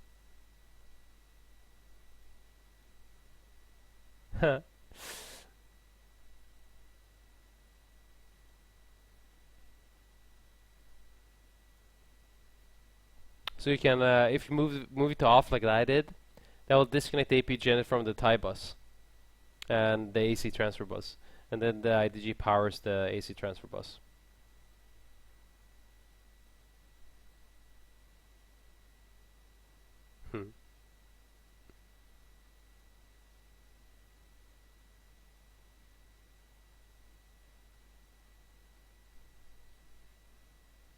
Park. No, if I turn it to, so the 737 wipers, if I move it to park, it will actually go down there. It doesn't stop. It should be called off, I guess. I don't know. It's just what they named it. It's just what they named it.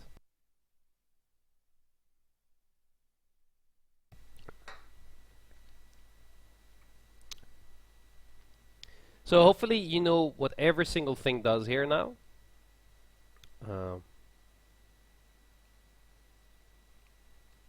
There we go. And that's basically everything the pilot would use related to the powers. Flight sim kit, do you often divert? Not often. Not often at all. Has happened, of course it has happened, but it doesn't happen often.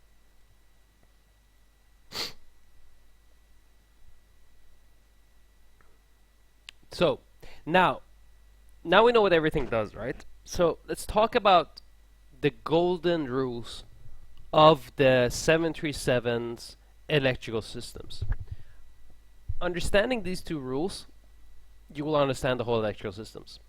All you need to know is that there is no paralleling of AC power sources. That's why turning on the APU, see that, will disconnect the generators from the engine. Because there's no paralleling of the AC sources. Second rule, the source of power, and I'm reading this now, the source of power being connected to a transfer bus automatically disconnects an existing source.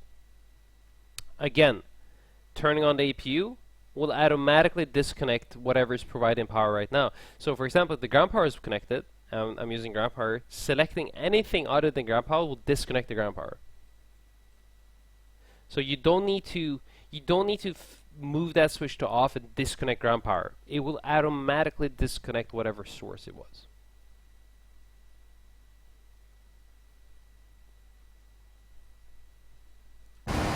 Oh, sorry guys. Just wanted to see if the audio still worked or not.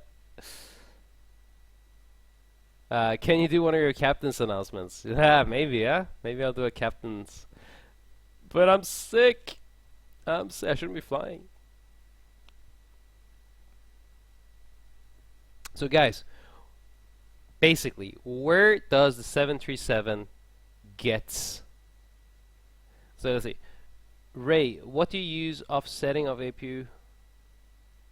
What do you use the offsetting on the generators? So for example, moving the switch to off. For example, the generator here on the engine. Moving that to off will disconnect the IDG from the related AC transfer bus.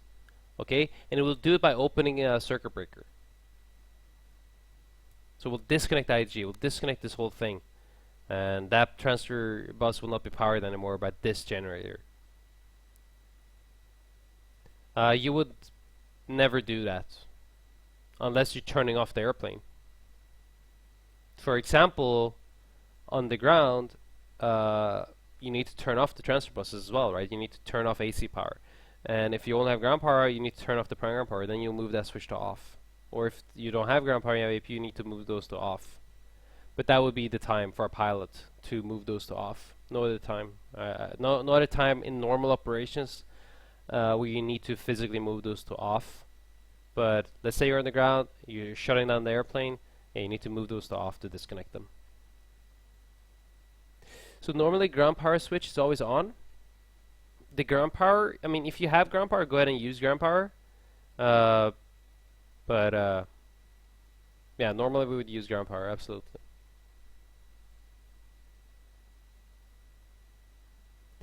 PL Matty, we're gonna do a electrical failure, but I have so much more to tell you guys. So, primary power. Where does the airplane get its primary power from? The IDGs. The two engine-driven generators. These two. And they will maintain a constant speed throughout the engine's operating range, right? If they don't, it will be disconnected, right? So that's where it gets the main. That's where the main power comes to the airplane. Is through those IDGs. Now you do have the APU generator, and you also have the external ground power, which we talked about already. 4-in-1, you go nowhere, man. You stay here. I think 4-in-1 is actually a B1. It was you that was a B1, wasn't it? You need to stay here because the electrical systems are. It's something pilots are not so comfortable with, so it'd be awesome to have like a B1 in here, if you are one. And so you need to answer all my questions afterwards. I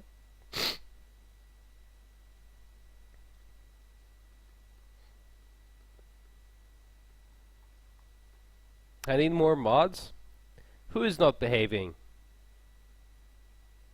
Oh, future airline pilot wants to post something? What do you want to post, my friend? There you go. All for you, my friend. All for you.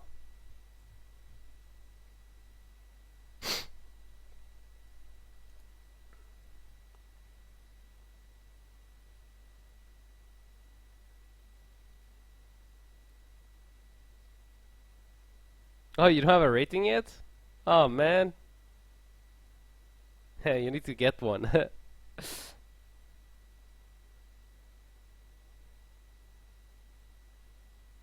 You guys are so cool.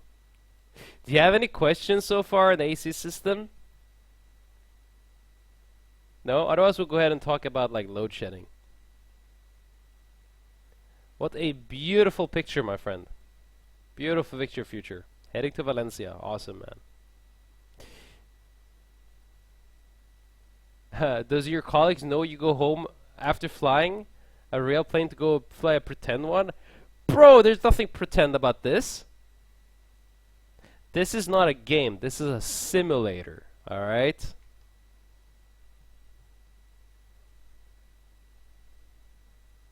Okay. Camera. To clarify, since power source is overridden, would you could leave the yeah, absolutely. Absolutely, camera, you're 100% correct. APU is on, bam, on. It will then be spring loaded back to the neutral position. You're using ground power, right? Turning on, for example, APU, bam, bam, that will disconnect the ground power. You don't need to move that to off anymore. It's already disconnected. It's one of the fundamental basics of the 737 electrical system. Any source will disconnect the previous source. So you understand it now, Camero. You understood it. Absolutely right. Elite! B737 Elite. Great stream. I always wondered, do you know which stand you're heading to before you land? Are you in contact with your company? Okay. No, I don't know. I mean, normally, once I've been to a place, a few times, I kind of know which stands we normally use.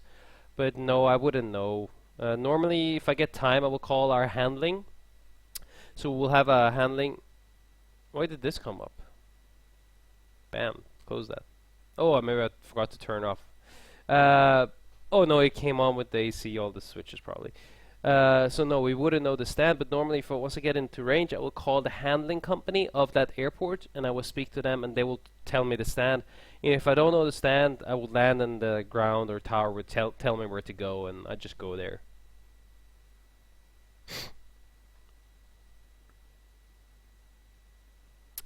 Magic Eagles, just a curiosity. If a generator was to fail, sample engine number 2, could you substitute the generator with the APU? Yes, you could. Magic Eagles, absolutely right. Yes, you could, sir. You're 100% right. And that's why you need two sources of AC all the time. Because if one source were to fail, you need the other source to come online. For example, let's say we're flying along and all of a sudden we lose generator number 1. Bam! We lost it. It's gone. But look, nothing happens. Nothing happened. Well, the autopilot disconnected like we talked about. Okay, let's put in Command B. Okay, let's do this. Command B. And let's turn that off. Yeah, see? Autopilot stays in. Bam. Nothing really happens. Everything looks normal. Really trivial. But this would be a mayday call. A pan call at the very least. If you didn't have the APU. Even though nothing really happens in the airplane, the problem is that you're down to one AC source. And one AC source, if you lose both, you're going to be in trouble. And maybe we'll talk about it. If we have time. So, Magic Eagles, you're absolutely correct.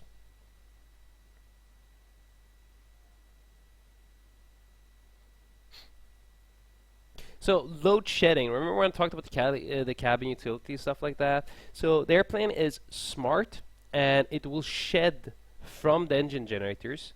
Let's say you lose one of these. Okay, like Magic Eagle told us, you lost Gen 1. So, then the engine generators has something called automatic load shedding, and then they will start shedding things based on priority. So, they will lose the galley. And then if there's still a problem, you would lose the IFE, and we'll keep shedding to maintain power to all the systems. And the APU has a similar thing, but that works on the ground.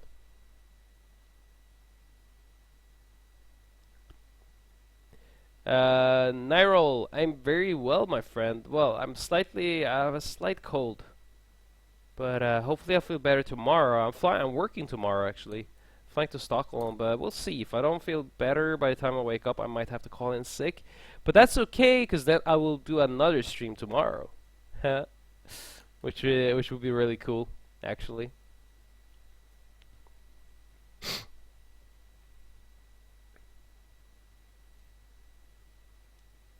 Linnea Fjord, I know you're a pilot and you'll stream this right now, but have you ever thought about streaming other things to make your stream grow bigger than all there is? I tried streaming before I streamed flight simulators. I streamed some Counter-Strike, and I played the new Tomb Raider, but nobody really watched me, so I said, oh, okay, well, I'll do what I know and what I do best, and it's flight simulators.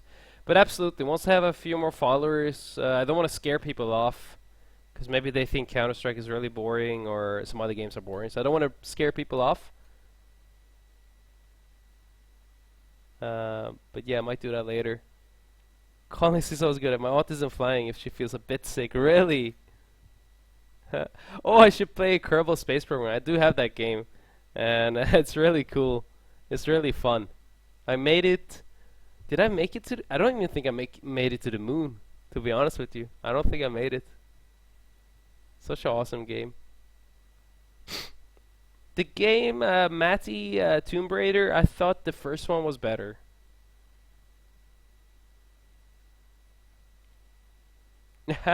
Linnea, what about the sub button? Well, if Twitch wants to give it to me, they're more than welcome to do it. I think I have too few viewers. I think I need like Yeah, way more viewers than what I have now. Uh, maybe the electrical systems isn't like what will attract a lot of people, but hey, it's all good. It's all good. Before I was really adamant about getting the sub button because I needed the encoding options, but it seems like my stream is way better. It seems like it's doing way better, and people are not complaining as much about the stream buffering. So what would happen, guys? What would happen if you lost both generators? So you lost all AC power. In the 737, what would happen is that you have two batteries, and there are two 24-volt batteries, and they would be able to provide power for all the DC systems for a minimum of 1 hour. A minimum of 1 hour. But after 1 hour, no more flying. After 1 hour, you're a glider. So you have 1 hour to land the airplane, and you have to land with limited systems. Way limited. But it does have dual battery. Just like the, I think like the Diamond. If anybody flew the Diamond or one of the Cessnas with the FADEX, the diesel engines where you put jet fuel, if they lose power, they will lose their FADEX or their ECCs or the ECU, whatever it's called in those things, and the engines will shut down.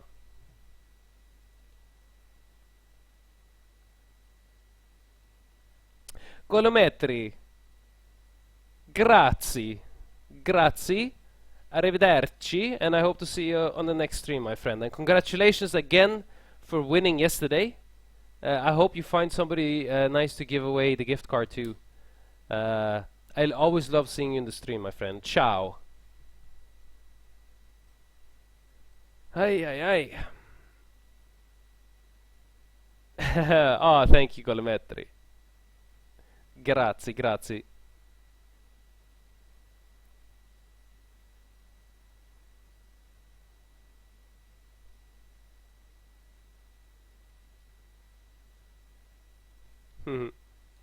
Very nice guy. Very nice guy. He, oh my god. He won I had a giveaway yesterday, 2 days ago. And he actually won the giveaway, and he won a $70 gift card, and he's really humble. He's a really nice guy. Could not have asked for a better winner, actually, so I'm really happy he won it. And what I'm going to do, guys, okay, I'm going to try to do a giveaway every time Maria is on the stream. So every time I'll have Pilot Maria with me, we'll do a giveaway, and we'll be like a recurrent thing, because it's awesome to give back to the community. It is. Alright, so let's see. 4-in-1 CFM 56 still have HMU for the fuel controller, don't they? 4-in-1 doesn't fuck around, guys. Like, he will ask the really difficult questions.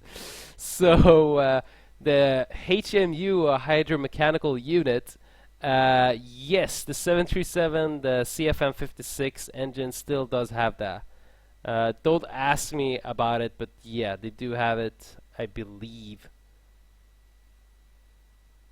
Or is it the FADEC thing? Wait a minute, do they have it? Oh my god, 4-in-1, why do you ask me such hard questions? Yeah, I think it's a HMU. Don't quote. That information I wouldn't actually be able to find in my manuals. I need to go into the maintenance, aircraft maintenance manual to find that. I don't think I have that.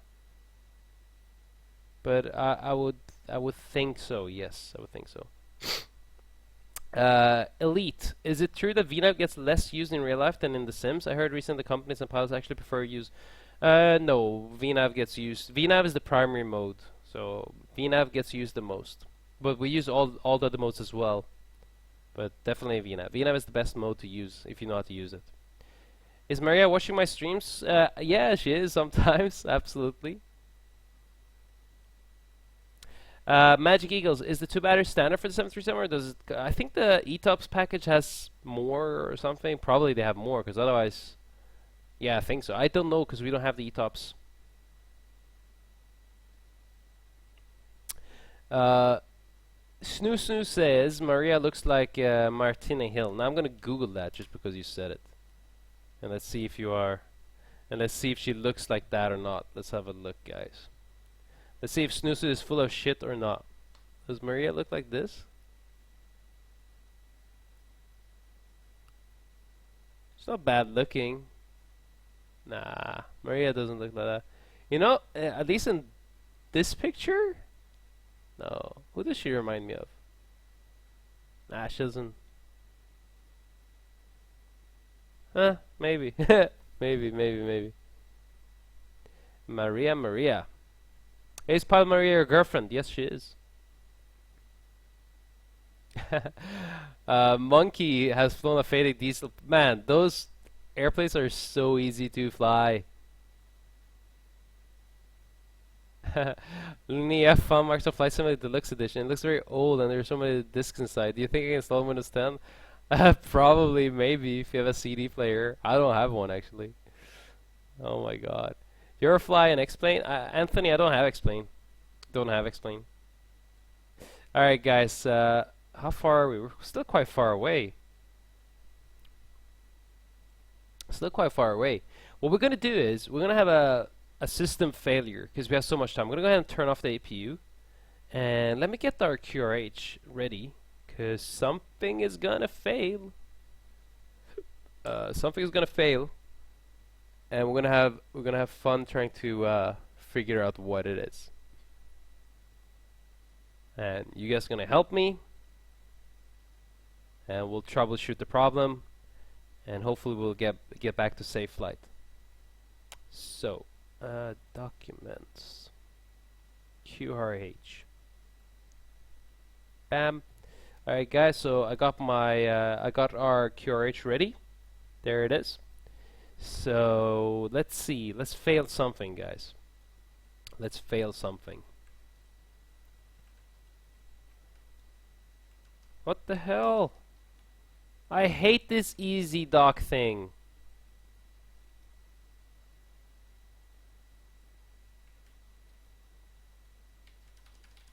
Why?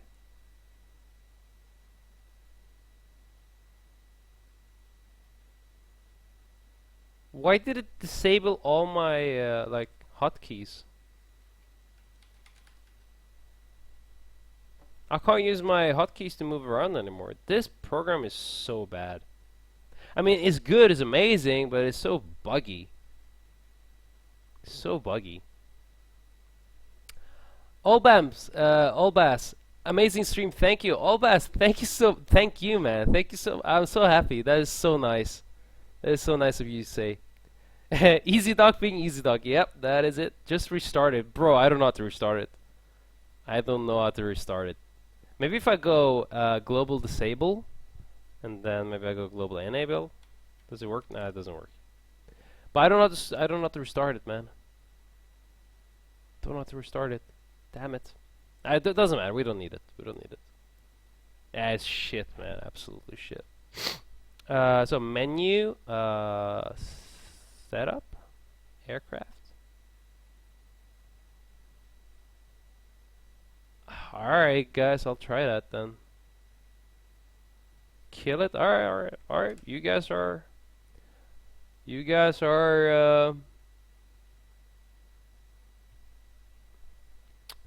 So, alright, you want me to kill. Alright, that's easy, doc. End task. So I'll go ahead and I'll end the task. Bam. And then you guys want me to go into my program. Oh, I lost my cursor. Going to programs. Where is EasyDock normally? See, did somebody write where he was? Program files, EasyDock, he has his own. Oh, okay. Is it that one? This? Here we go. Okay.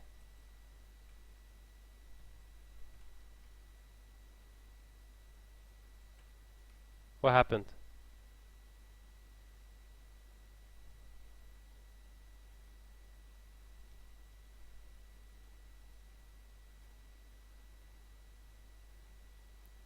Still not working, guys.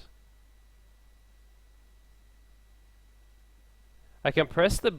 I can if I use like their dashboard. Oh, no, it works. It works. Yay! Piece of shit software. Oh my god. Thank you guys. Thanks. Chief, what would you say EZO was good program if you didn't if you think I mean it's amazing, but it's just so buggy. It just keeps failing every other day. In real life does it happen that you fly visual approaches? No, yeah, absolutely. We fly visual approaches in real life, absolutely. What altitude are you at? 36. Hoppa. Now it failed again! It failed again! Alright, I'll end it and then we'll start as administrator, see if that helps. Okay, I'm gonna kill end task. Bam. And we're gonna start as administrator. If it doesn't work, I'm just gonna be done with it.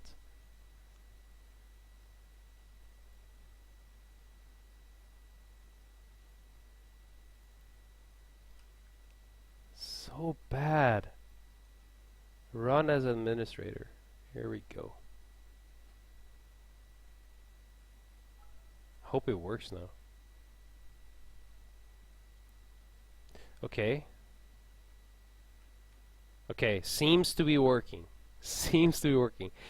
It's, again, I love the program, it's great, but it's way too buggy. I don't know how they got away with it. Man, developers nowadays, they're getting lazy, huh? Developers are getting lazy.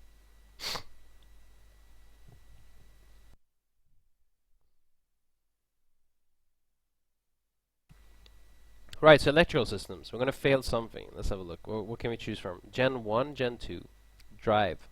APU. Main battery. Charger. Static inverter. TRU units.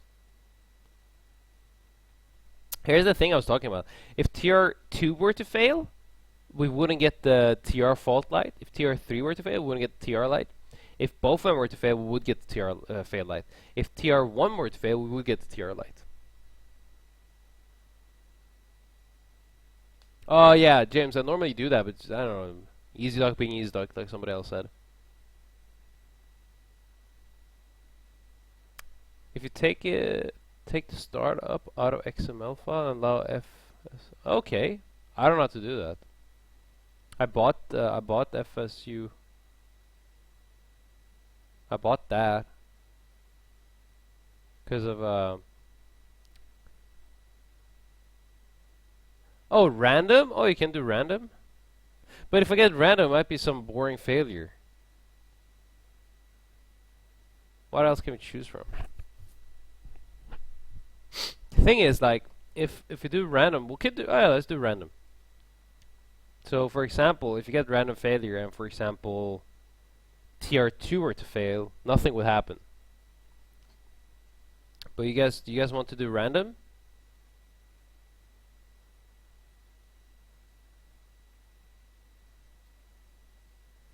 Events per 10 hours? Limited events? What? What? If I press this, would it fail?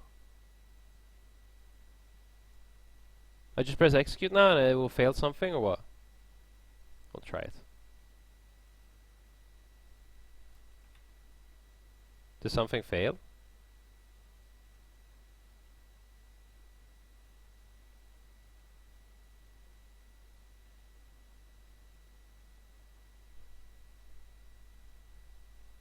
Does it? Nothing failed, guys. I don't think anything failed. It may fail. Oh, set your time, but what? Random. So how do I set my time?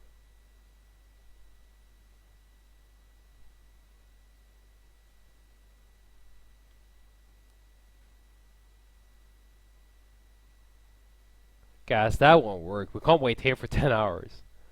And if I put like a higher number, maybe we get like...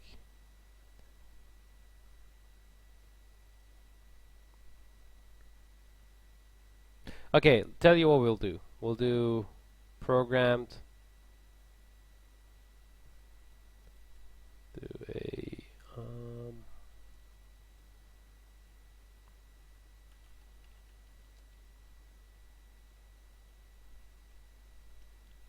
how to do it. Put in 100. Limit phase is 1. It said 999. Oh, Magic Eagle's my man. Alright, so return random events per 99999.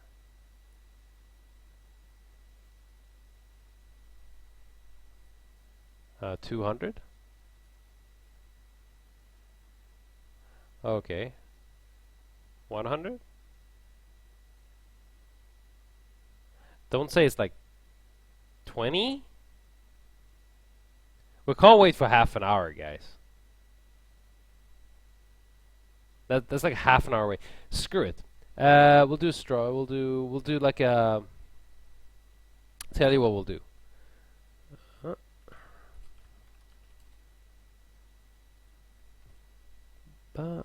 Alright. We'll do a random number. So there are 6 pages. Okay. We'll generate the result between 1 to 6. Bam. 4. So we'll go return program. We'll go to page 4. Bam. 1, 2, 3, 4, 5, and then a random number between 1 and 5. Bam. Number 5. AC standby bus fail. Active. You guys happy? 4 in 1. I was setting up a straw poll, but then I thought, oh damn it, because then I need to do 2 straw polls. Execute. Well, this was random, guys. Alright, so now we have a problem. Right. First things first, what do you need to do, guys? Remember what happened to me? What did I not do that one day? I'm sure you remember, I did not fly the airplane. Fly the airplane. That is primero. That is number 1. Okay, the airplane is fine. Airplane is flying. If you look at our primary flight display, you see CMD. The autopilot is in command, right? So everything is okay. Wings are level. We don't have a roll mode selected.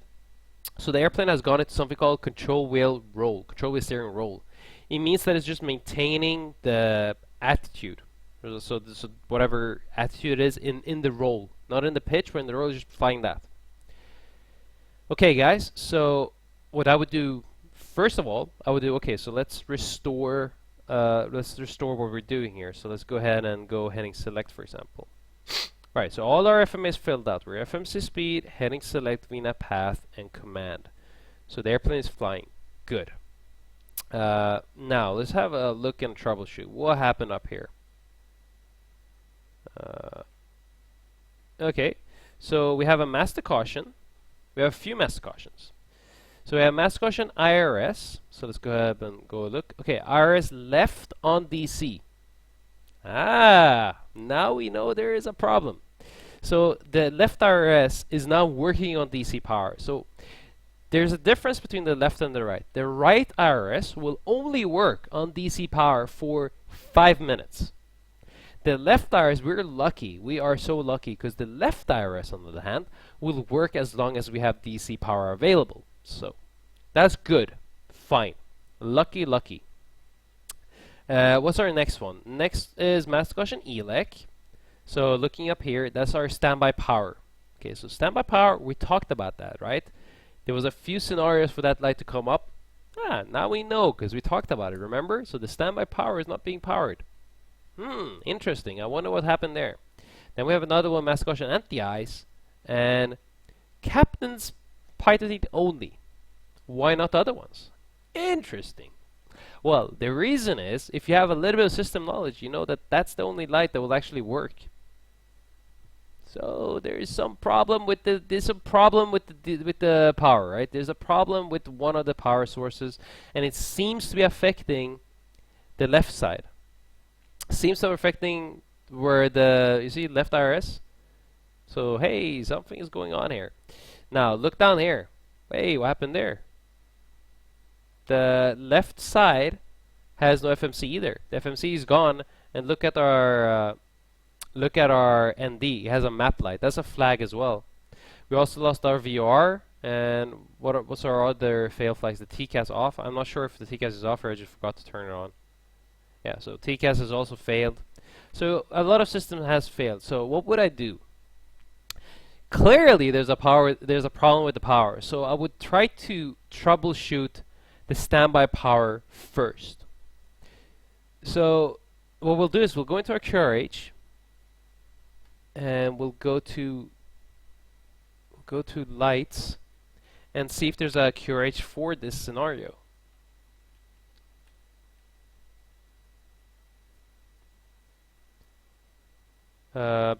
There you go. So, is there a QRH? Yeah, there is one. So, standby power off. So, you would say to the other guy, QRH, no number checklist, standby power off, and then you will take the radios, and the other guy will then do the checklist. So, we need to go to 614. Wind shear, wind shear, wind shear. What? Olmbas, you deserve some great support. Thanks again. Olmbas, 4389? What the hell? What the hell? Bro! Olmbas, thank you so much, man. That is crazy. Man, Olmbas, thank you so much, man. I don't know how to thank you. Wow. 4381? That is fucking crazy, man. That's a very specific number. Dessert, thank you so much, Flight Sim Kid. Thank you so much. Olmbas, thank you so much, man. Fuck, man, this guy. No excuse to buy a new yoke. Absolutely none. Have to get one. Don't think my landings will be any better.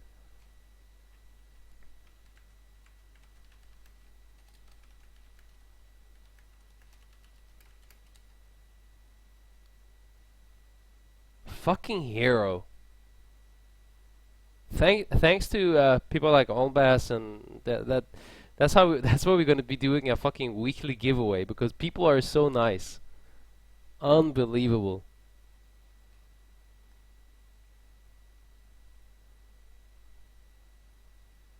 Oh, is it? Huh, interesting.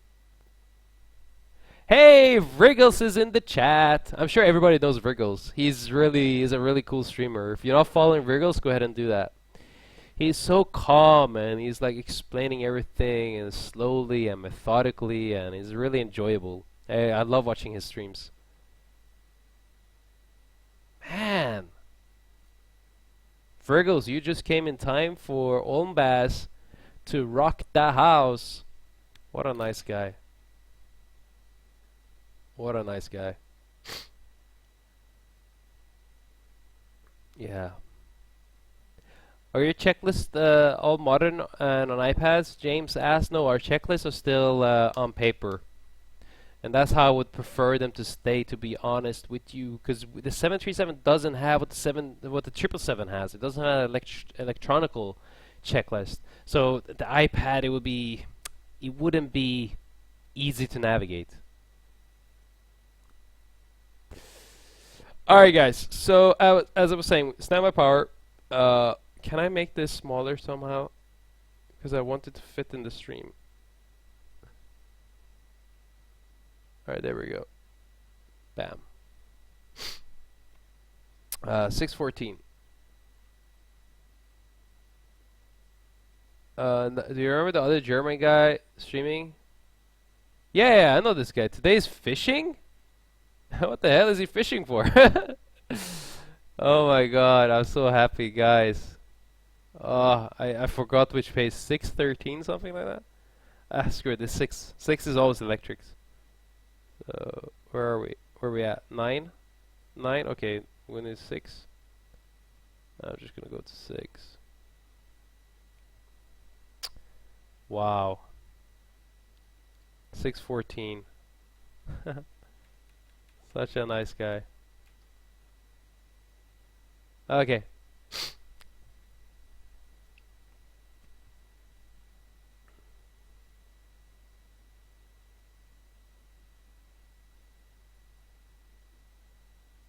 Alright guys, so QRH normal checklist. So this is what I'm going to troubleshoot the first because I'm suspecting there's a problem with the electrical system. all the other failures could be associated with that failure.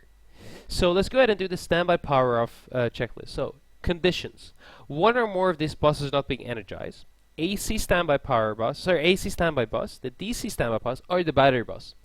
Remember, this is exactly what we talked about at the beginning of the stream. Look, the checklist says what I'm saying. Ta-da! You could not have believed it, but I was actually correct. Who would have guessed? Checklist is very simple. It's only one action. It says standby power switch to battery. Okay, so let's go ahead and do that then. Move our standby power to battery. So we're going to head and open this. It's in auto. We're going to go past off and then go to battery. Bam! Battery. Now, let's have a look. Did this solve our problem? This is the end of the non-norm checklist. The checklist is done. But it did nothing. Interesting. So it did nothing. So something is seriously wrong. So it could be a problem with the battery bus. Could be. How do I get back? Wait. Could be a problem with the battery bus. And now we even have more master cautions. So we have E-leg, now we have flight control. So let's go ahead and it's the yaw damper tripped. Can we put it back in? The yaw damper tripped because of all the power changes. It usually trips as you've seen. Okay, that didn't solve the problem. Did not solve the problem. So something might be wrong with the battery. So the battery bus, but they might have screwed with the AC and DC standby buses for some reason. I don't actually remember what the failure was anymore. Interesting. So what I would do now is I would go and just do every single failure one by one. You can use the arrows to move around the cockpit. Oh, look at that. Bro, thank you so much, man. Thank you so much, Lewis. Flight Simkey, are you allowed to share the real-world Rhino checklist, or are you using a generic checklist? This checklist, guys, came with the PMDG, and to be honest with you, it is basically what they've done is they've taken a real checklist and they've slapped their name on it. That's what they've done. The real checklist looks exactly like that. This is what if you had a real Boeing 737 checklist, it would look exactly like that, 100%. Well, I mean, I'm sure it's not up to date or anything, but it doesn't matter. I mean, for all the our purposes, it's perfect. So PMDG, they've done a great job, to be honest with you. I mean, they do fucking charge you for it though, like charge you half a fortune. But yeah, it's like the real thing. It's like the real thing.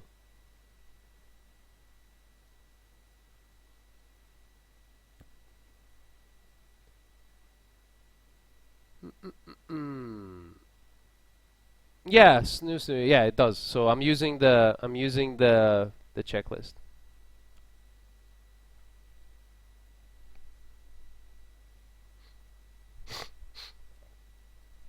All right. So as I was saying, what I would do now is we've done the standby. Oh, sorry. We've done the standby power. So, but that didn't solve a problem. So then I need to go through every single checklist and try to minimize the damage. So I would start with the on DC. So let's go ahead and look at our checklist and let's go to IRS on DC.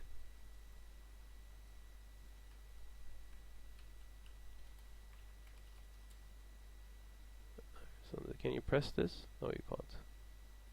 There you go. IRS on DC. IRS AC power is failed. Power to the right IRS is removed after 5 minutes. Okay. But this is the left one that's failed. The left one will actually keep working until the battery is drained. Hey Cody, how you doing, man? Nice to see you in chat. It's been a while. It's been a while, man. Cody's my man. He's a great moderator. You better be behaving, because Cody is in the house. Alright, so now we've solved the IRS problem. So the IRS is fine. It's just on DC. But because it's the left one, we're good. So what else? So IRS and ELEC is done, and now we need to go ahead and look at our anti-eyes. So let's go to probe 33. There we go. Probe heat. One or more of these probes are failed, avoid icing conditions. Fighting icing condition may result in errors, fight instrument indications, and the normal checklist. So now we have a little bit more information. So now we know, okay, so let's avoid icing conditions. Now the reason only the left one has failed, it's actually a reason for that. It's because that's the only one that will give you an error message. All of them could have been failed, but you don't know it yet. And now we've done everything, but let's have a look at our map. So the map is not good anymore. Oh man, staying standard. We have a map light, so let's see if we can restore some of that data to the captain side.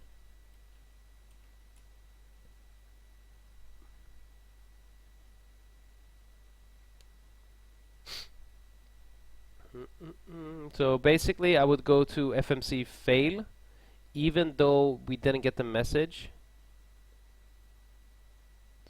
11.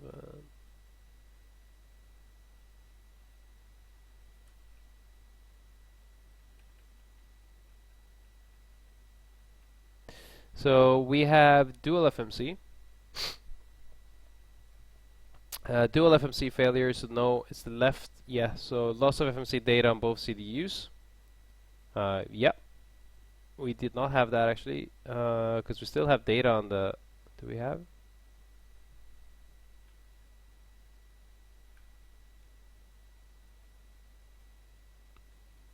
Oh, look, it has failed. Ah! Man, this PMDG is so cool. I think it's just it's failed, right? So we've lost FMC data on both. The captain, we lost the FMC data on captain's navigation display and the map flag, right? So choose one. Only the left FMC, left or right FMC has failed. Go to step 2. So you see FMC right down there. So meaning that yeah, we still have FMC right. Normally now we would have got vectors as well by A to C. So that's what I would ask for. So go to step 2. Step 2, FMC source select the switch, both on left or both on right. Select operating FMC. So let's go ahead and go both on right. This is the FMC switch. Go ahead, and you can't actually see it because the checklist is in the way. I have to apologize. And go both on right. And let's have a look at our single FMC operation. Okay, cancel that. And now we have our FMC back. Damn, the throttles are in the way. Ta-da! And now we can use the left CDU. Let's go to this waypoint. Execute. LNAV. Ta-da!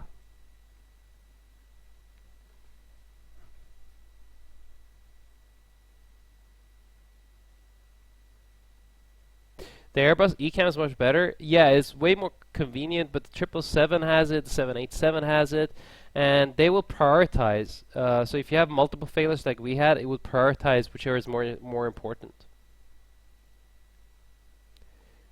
Can you start the APU? Let's see if we can start the APU.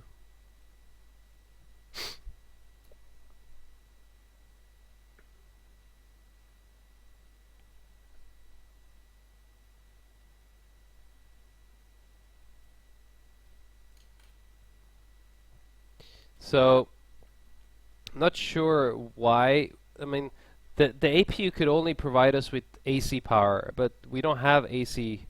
There's nothing wrong with our AC system. Something is wrong with the DC probably. And let's have a look. Can we see? Because I don't even remember what the failure was. Menu, FMC. Oh, menu, FS actions. Setup.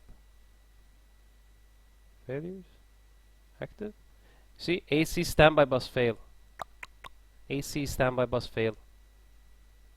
I thought it would be something wrong with the DC power.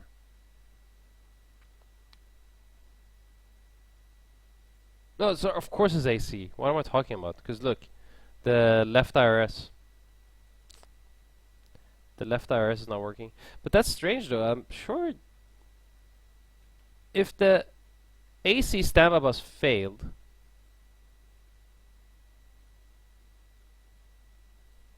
we would still have the DC standby bus,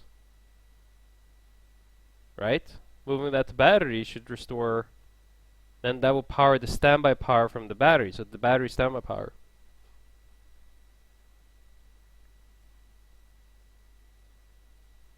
Interesting failure. I'm not sure if this is like 100% like the real airplane would like behave. Because I'm pretty sure if the AC standby bus failed, does somebody, maybe if you have a B1 in the chat, maybe he could explain more. But alright, so we lost standby. AC standby power.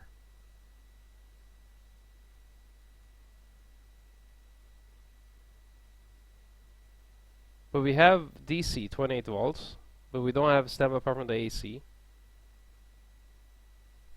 Huh, interesting failure. Interesting failure. But you know, it's fine. Like the airplane is fine. Notice, even if we can't restore anything, notice how the airplane flies fine. We have so much redundancy built in. All we need to do is avoid icing conditions. Like that's our only restriction so far. Try to avoid icing conditions, because what do we have? I mean, we lost the left IRS is working on DC power, so it's not getting provided by the related AC transfers bus. Ah, look at that, guys. It's powered by the standby bus, right? The AC. AC standby bus powers the left IRS. And if we lose the left AC, if you lose the standby, the left IRS will then move over to DC power, and it will use DC power until the batteries run out. Whereas the right IRS is powered by let's see, that's the standby, that's the normal bus, and if that one fails, that one will work on DC for 5 minutes only.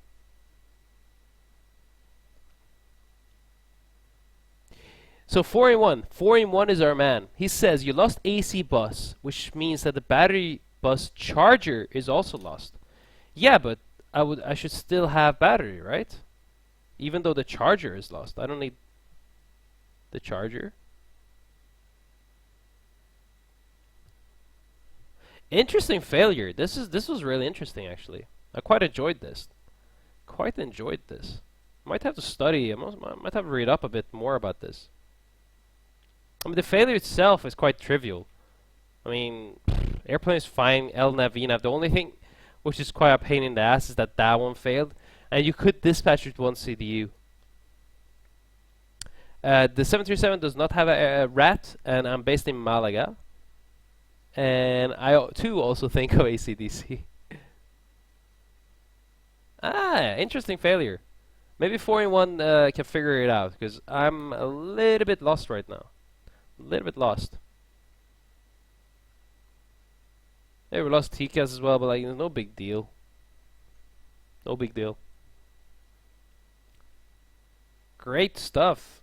Clear all. Bam. Hey, look how it's dark and then it lights up. That is so cool. That's details right there.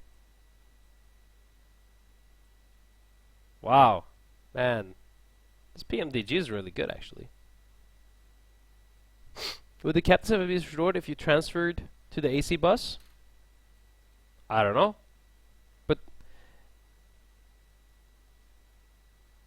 But it was the standby, wasn't it? It was the standby that failed, Chief. Let's have a look. Let's have a look, guys. Menu, FS actions. What an interesting failure. I enjoyed that. I really enjoyed that. Menu, setup, aircraft, failure. Wow. Programmed. AC standby bus failed, Chief, right? Yeah, exactly. Battery bus should still be working, right? So I don't get what the problem was. It should be quite trivial. I mean, it was trivial, but I just thought it would be, let's say, easier than what it was. I thought just switching that over to DC should solve it. So, bam, we lost that, and Chief says, turn on the AC.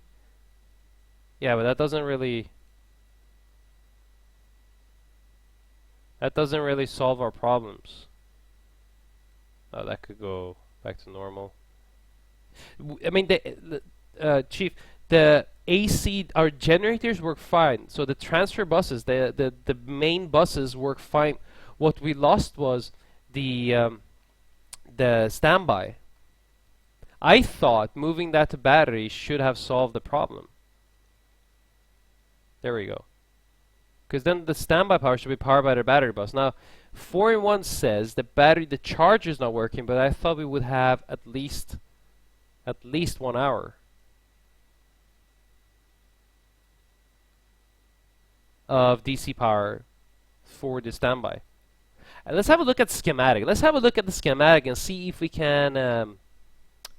Yeah, command is off. That's good. Good call. Failures. AC standby bus failure. Clear all. Okay. Let's have a look at the.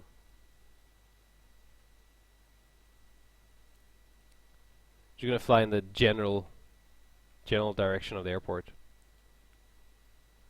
Hey Monkey, good night, bro. Good night. I hope to see you on the next one. Hope I feel better. If I don't feel better, I'll be streaming tomorrow. If I do feel better, I have to work. So, damn. I can't win, can I? Good night, Munkin. My man. Alright, so let's have a look at the schematic. Let's have a look at the schematic and see if we can decode what's going on here. Because something is going. I'm not quite understanding what's happening here. Alright. Let me pull up the manual here. The good old manual. Let's have a look.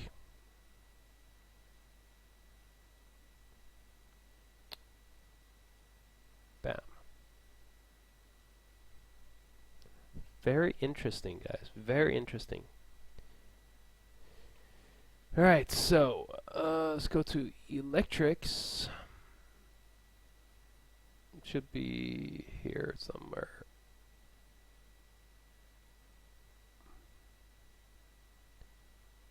Nah, it should be before this, no? There we go.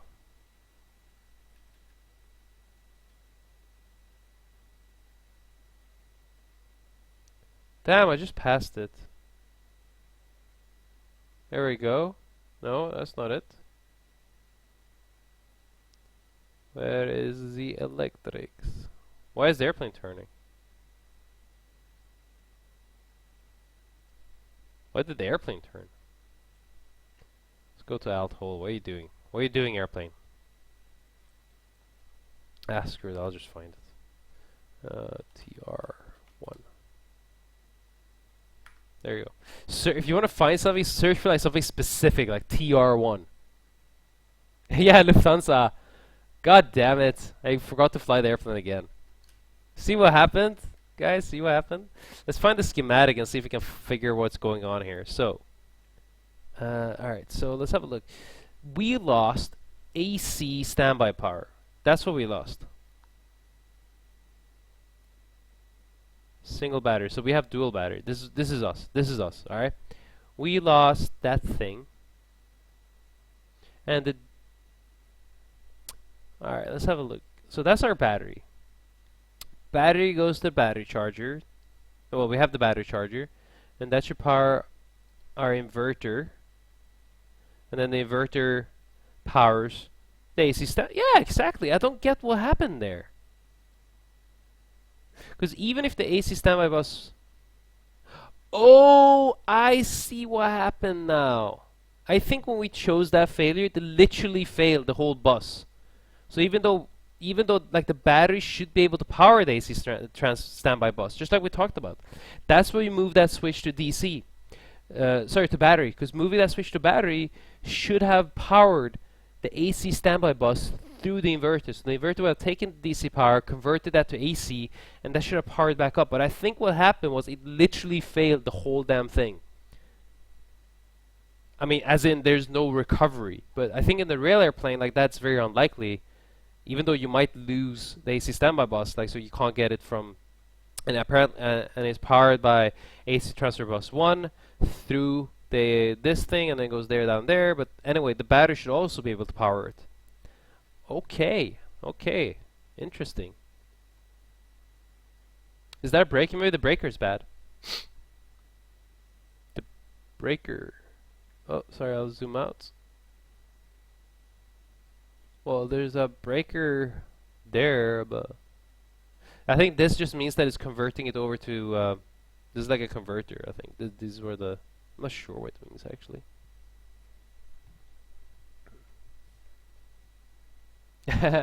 I mean, Tom the plane. Yeah, I guess it failed the whole thing. There's no recovery from it.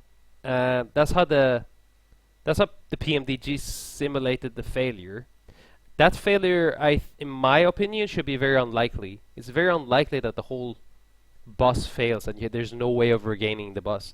Because that bus, you should have redundancy from the battery to power the AC standby bus, right? So there should be redundancy. Now, apparently in PMDG, the whole thing failed. There's no recovery. That's fine, but notice how the airplane, nothing really happened, right? Nothing really. The airplane flew, wings level, 2 engines. There was no need to stress, no need to rush. We did a few things and we regained LNAV, VNAV, and happy days. We will continue the flight. In this case, I would not even divert the airplane. I would continue to my destination. I don't even have to tell the cabin crew. I would not even do one of my infamous PAs at this stage. TN Commander, do you have to learn this documentation during your type rating? Yes, sir. Yes, you have to do. But notice how I didn't specifically know everything. So I still have to look up things. And even today I'm learning. So even today I learned something. So now I understood that I thought, okay, moving the standby power to battery should have recovered the standby power. I mean the AC, as we see on our schematic. I thought that would have recovered the AC standby bus through the battery, through the inverter, but apparently nothing. That didn't work. So I'm coming to a conclusion. Like what I'm trying to. So it took me a while, but we got there and in the end, I have now concluded that there's a problem with the AC standby bus, just like we said, but the problem was irrecoverable. There is no way to get it back. So something has gone horribly wrong with the AC standby buses. So it's not a problem with the AC. It's not that the AC standby bus is not getting powered. The whole thing has failed. Interesting, very interesting. Flexible 91 is B2. Man, Flexible, did you? Oh man, you just joined the stream, Flexible. God damn it, he just joined the stream. Oh man, Flexible, you should have been here. Like. We were scratching our heads here. We should have had you here. 41. I have to check what's in the AC standby bus, but it's really late for me. Maybe we can do it in company. I really need to sleep. 41. Man, I apologize. Go to bed, bro. Go to bed. I kept you up way too long, man. Oh man. James, why do you keep this no smoke sign off? This no smoke sign is actually in op.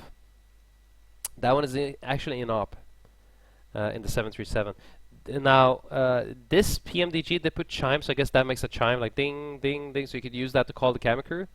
In Ryanair, you keep it in off, and then once the cabin is secured, you put it on. It's just a reminder, the cabin is secured. Hey, Argo Repair, welcome back, my friend. Right, Flexible. This is what happened. We lost AC standby bus, as you can see in our schematic. We tried to power it with the battery through the inverter, but that didn't work. So, Flexible, what should we do now?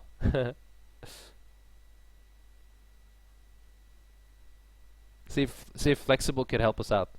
But I think we did a great job. I think we got there in the end.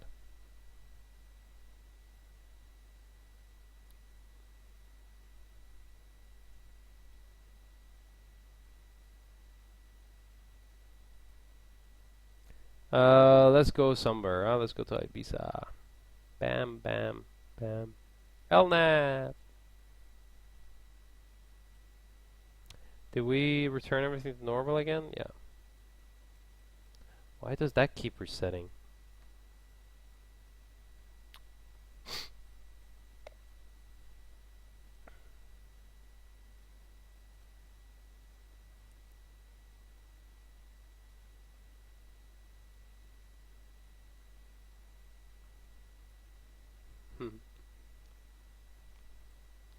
Cool. All right, guys. Interesting. Wow, I really enjoyed that. I really did. That was really cool. All right, so let's go ahead and remove that thing, and we're gonna go to our plan page, and we're gonna set up with approach.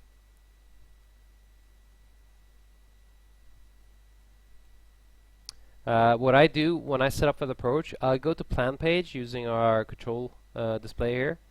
Go to plan, zoom down to about 20 or 10, and then use the step feature. The step feature will only come up if you're in plan page. Commander, yeah, Gothenburg. James, good job. Thank you so much, James.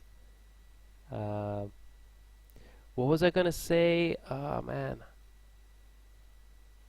Yeah, James is also a pilot. He flies Piper, I believe, and I think he's starting up a stream as well, so he might be worth checking out. Yeah, we have to descend on that shit. So go through the step pages, and then follow through your arrival and see if does it make sense. So let's see, what did that make sense? Yeah, it makes sense. And then step, Inlar, LMA, and then to renad. And like you guys that watch me, you know that I like to put in a 10-mile ring around the airport, just as a more of a situational thing. Now I know from experience that what will happen is that when you land in Niederrhein, they will clear you to a 12-mile final. But I'm just going to leave it like this.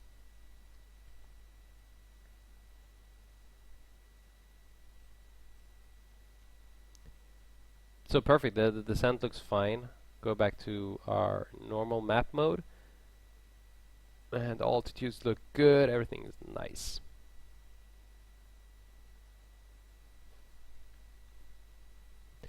Adam says, can you show us how to edit the route to other airport in case of failure? And you need to, so if you need to divert, what I suggest you do is you go to a route page. Okay, so press RTE. Sorry, I apologize. Can I? And how do you zoom in? That I never figured out. Alright. There we go.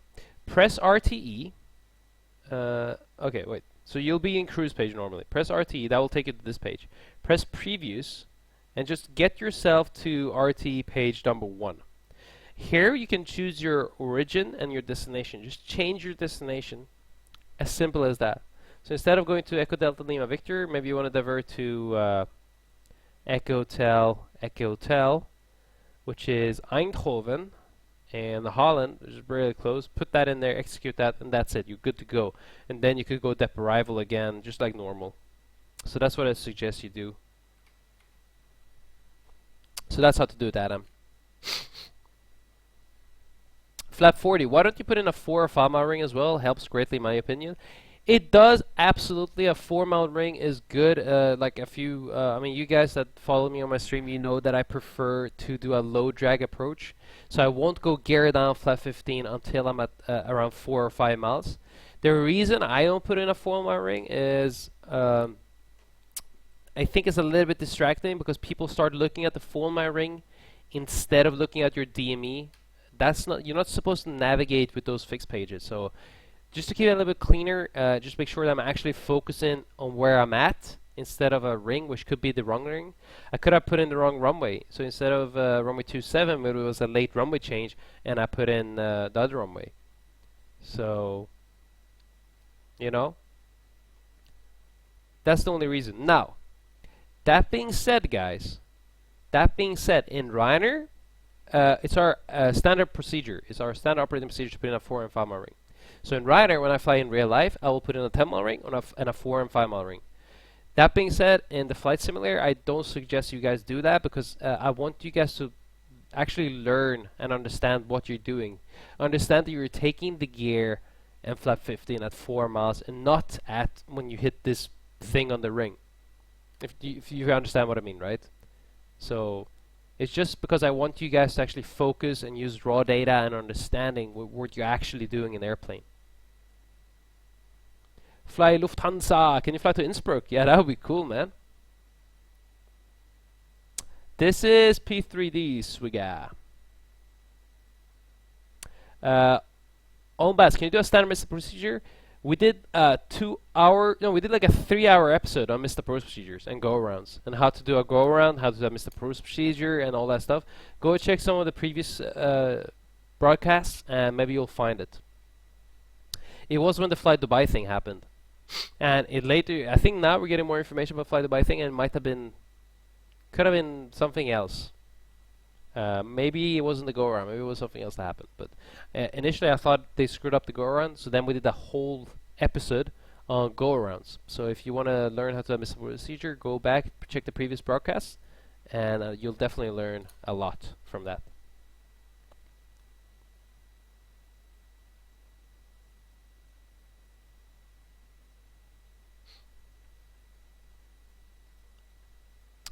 Trim runaway.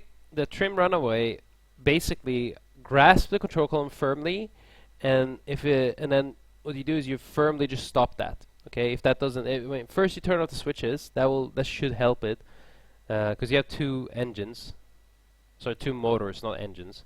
One is for the one on your control column, and the other one is for autopilot. Turn those to cutoff.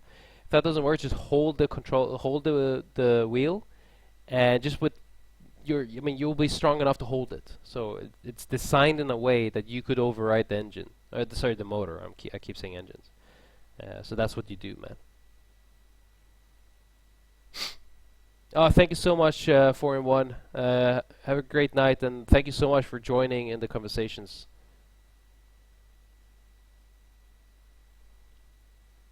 Did you do a video about anti-eyes? No, I don't think so. I don't think so. We might do one. We might do one.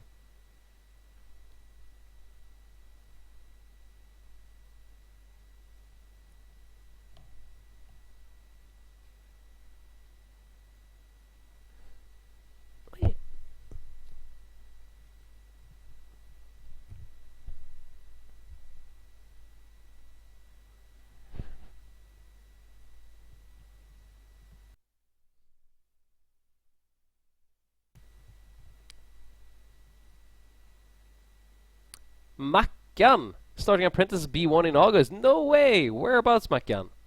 Sorry, Macca. Where are you gonna do your B1? Yeah, Simba's in the house.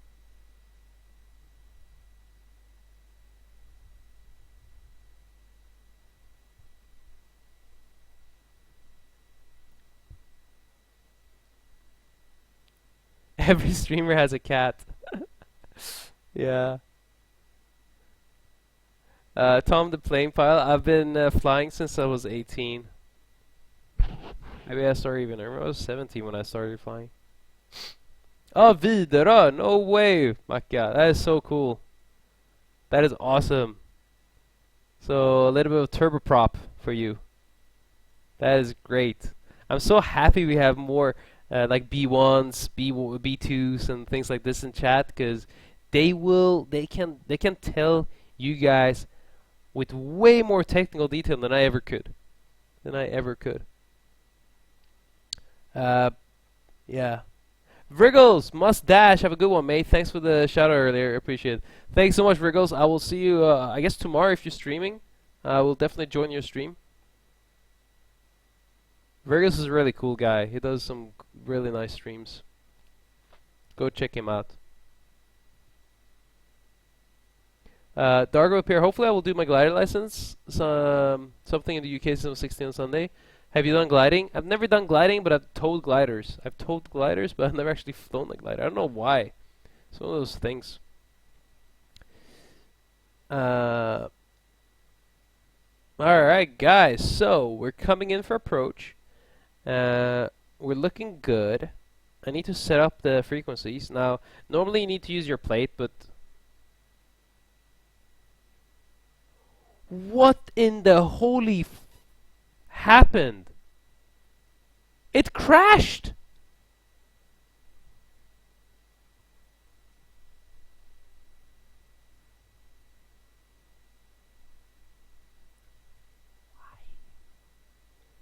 Why?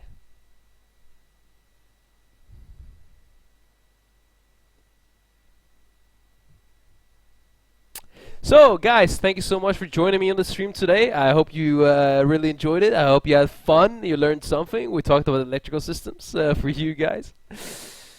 Oh man, I cannot believe that happened. You know what I did? You know what I did? I was talking about, I don't know what I was talking about, like descent or something. And I pressed the CDU to bring up the FMC to show you something. And when I did that, as soon as I pressed it, PMDG just shut down.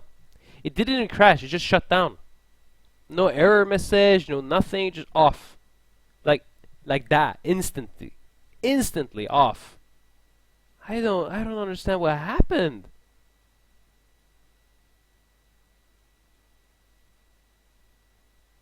God damn it.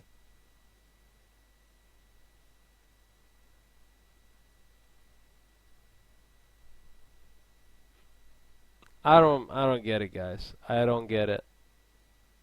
Uh, there's a really nice guy. It's called Chewy, and he does streaming as well. He has a really cool stream, and he donated to me to buy this FCUIPKLM, whatever that software is, which does autosaves.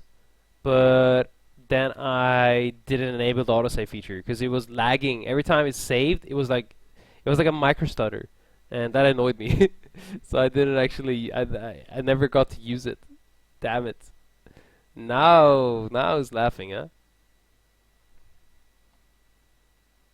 Yeah, the wonderful world of flight simulators. Don't you all just love it? Yeah, I'm happy now I don't have to land the damn airplane. Oh my god. Oh my god. Alright, guys. What I've done is I've taken us back to... Now we're in Eindhoven. I'm gonna get airborne.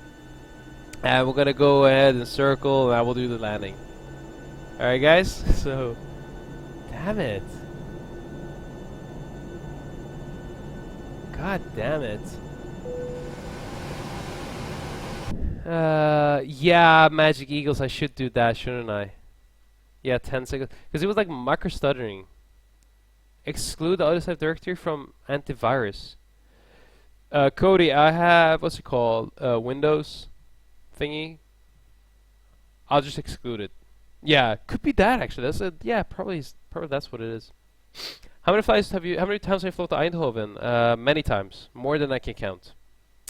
Let's do touch and goes. Are we in Eindhoven? Did I go to the wrong airport?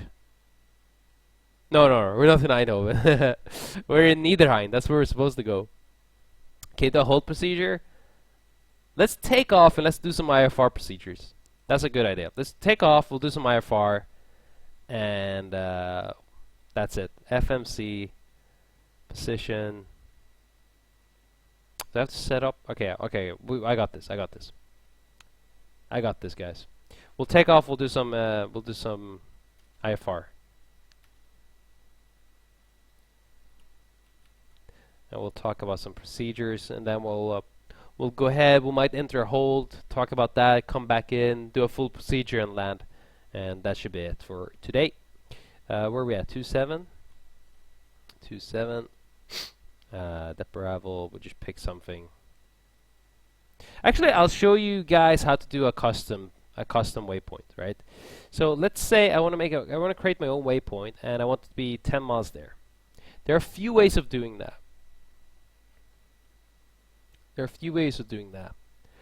So, okay, first of all, let's not forget about the chat.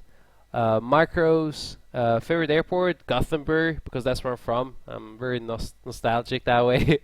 Have you been to Nuremberg, Lufthansa? Yes, many times, absolutely. If it is a random destination, I have most likely been there.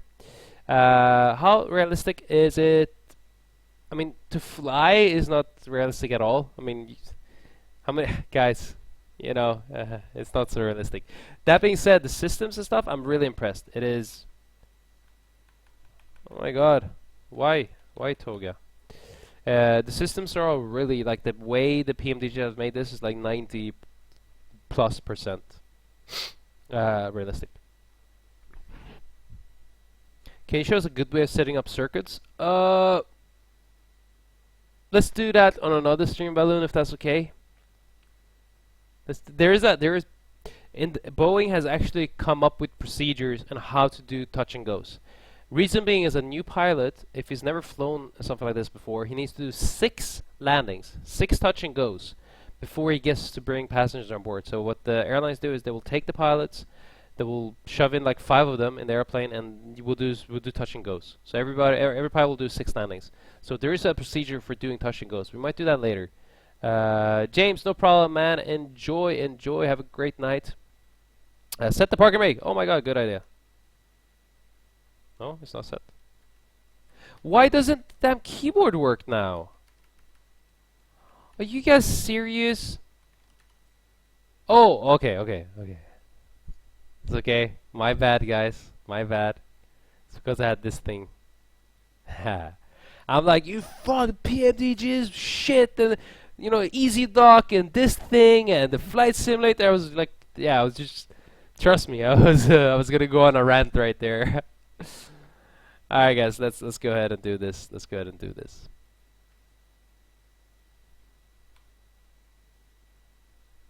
Is there a few ways? Don't I look silly now?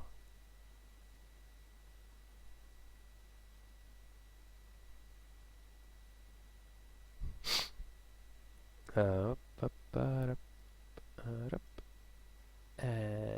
there we go.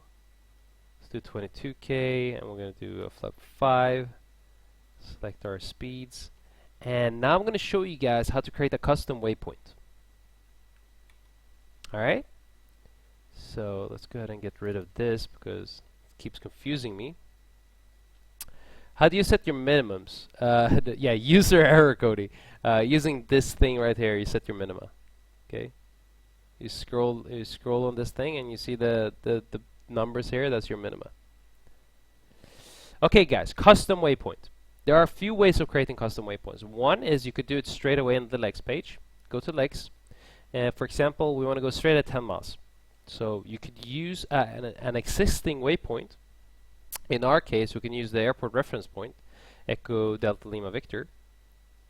And Echo Delta Lima Victor is where we're at. Now, we want to go straight ahead for 10 miles. That's what we're going to create. So let's look. The runway heading is 272. So that's also the radial. The radial from the airport is 272. So go ahead and put 272. Okay, Echo Delta Lima 272.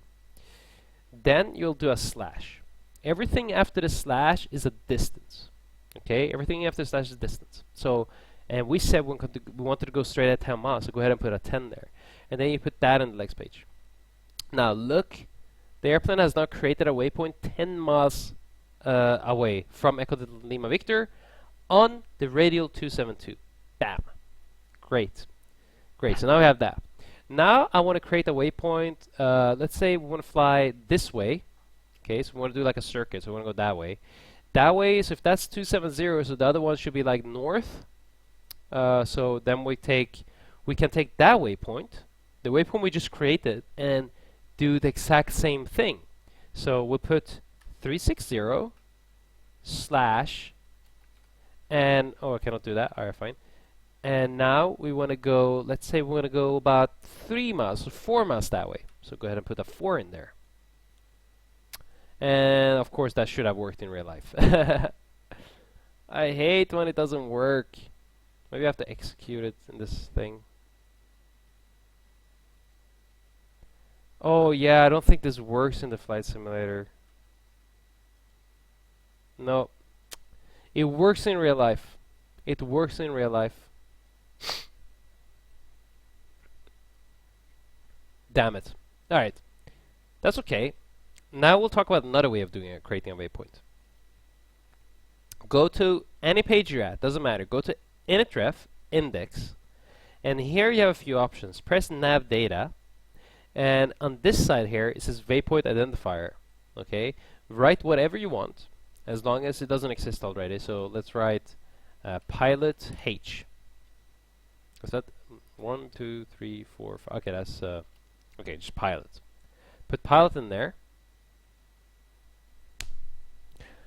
God damn it, PMDG! Okay, so that doesn't work either.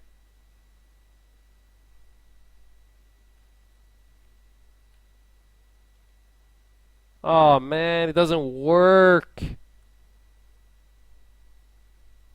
Okay, PMDG does not simulate that. Damn it. Okay, in real life, it would have brought up a whole prompt and I would have showed you how to actually create a custom waypoint with that name. Oh, damn it. Have you flown to Curfor? Yeah, man. Virtual, yes, absolutely. Curfor I've been. I think you have to set the new waypoint on top of the old one, if I read the tutorial right. Whatever you put on top of it, that's what you're going to fly to. In this case, what I want to do for us is I actually wanted to put it afterwards because I want the airplane to go to that waypoint first and then to that waypoint. But you're saying I need to go... You're saying I need to do like, put that on top of that? No, it doesn't work. Yeah, it will store it in the... So yeah, if you create that, it will store it in a temporary database, Ray. In a temporary database, and that will disappear as soon as you land and you shut down the airplane. So that will disappear. So that custom waypoint is only temporary. It will not store it permanently. Swigga, thank you so much, bro. Thank you so much, man. Appreciate it. Okay, that's fine. So that didn't work. So now we need to be creative.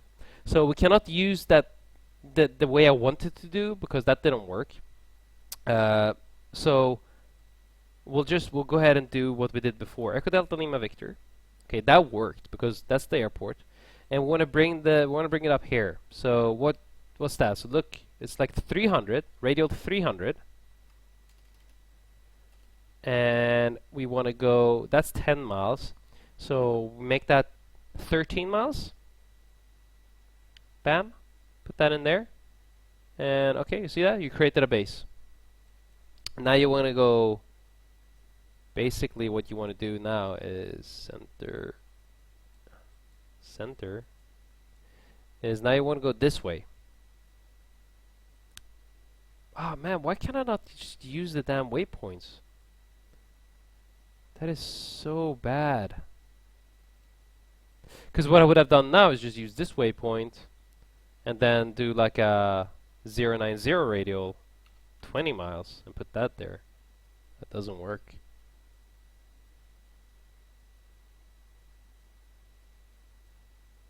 Fly Lufthansa. It is an amazing airplane, but it's just every time it doesn't work because I'm so used to it being like spot on. Every time it doesn't work, it confuses me. I'm like, what the hell? It should have worked. It worked in real life, and you know. So anyway, so this will be it. Then we'll go here, and then we'll pick up a hold. So, do we have plates for this airport? Let me get the plates, guys. Let me get the plates, charts for this, and we'll do some raw data things. Some raw data stuff, and I'll show you exactly how to do everything in raw data.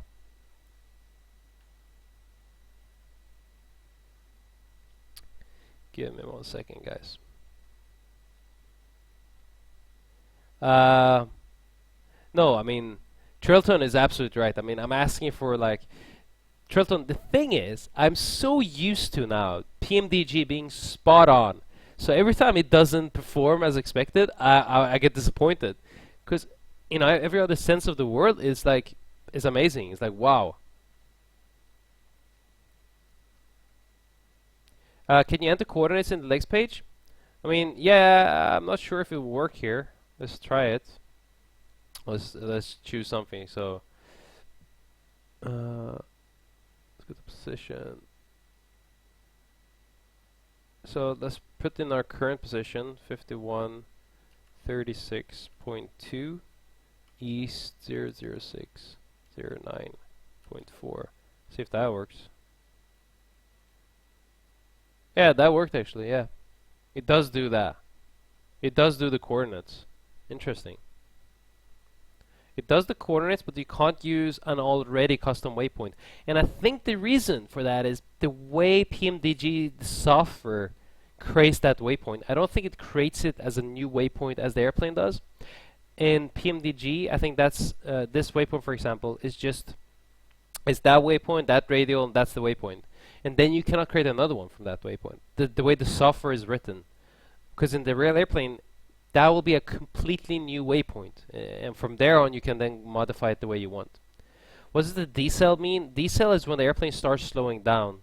It will start slowing down to get the flaps out for landing. Activate flight plan. Oh, you don't need to do that, man. How's your day been? Good, man. Good, man. Just a damn cold, you know. Go to Rotec. Oh, yeah, Rotec is a good one. 39,000 penguins. If you want to know more about that, you should join the stream when Pilot Marie is on the stream. She did her training way more recent than I did.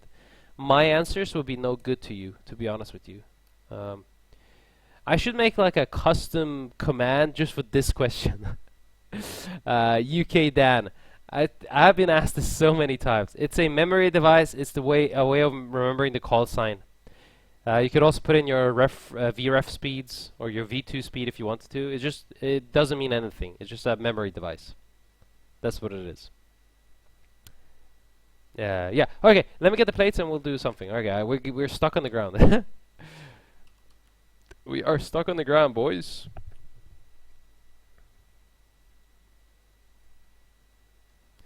So FX gains, the custom waypoints are stored in something called a temporary waypoint. Temporary database, and they will get cleared after every flight.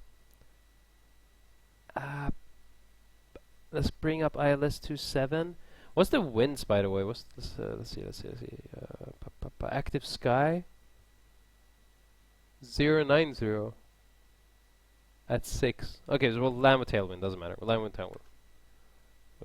tailwind. I think Tom wants my attention. I might be mistaken. Have you ever had a rejected takeoff? No, sir, I have not. Wait, is Maria your wife, girlfriend? She's my girlfriend.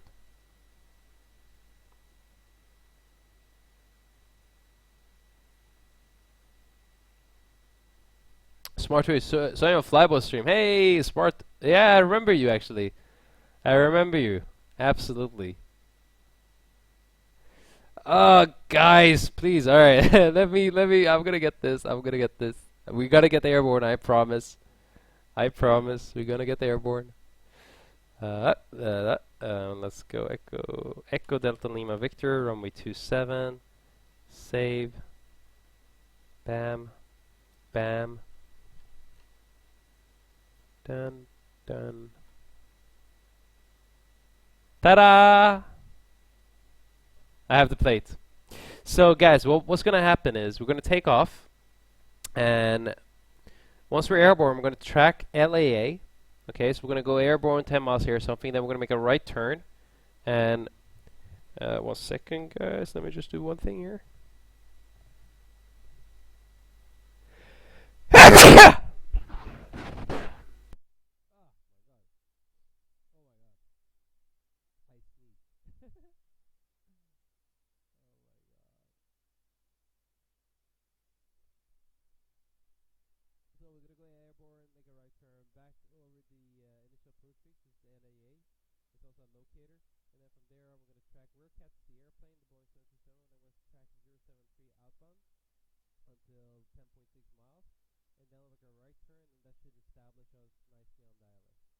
That's the plan, alright guys? Oh, thanks. What, did I actually go through the mic? Wait a... Oh!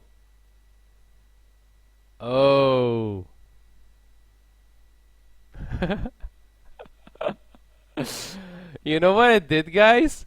I tried to mute my microphone and then sneeze. But then apparently I muted the microphone after I sneezed. Quality stream, guys. God damn it. Hiva mutes the mic after the sneeze. You know, me being nice that way. God damn it. How you guys stick around with me is baffling. It's beyond me.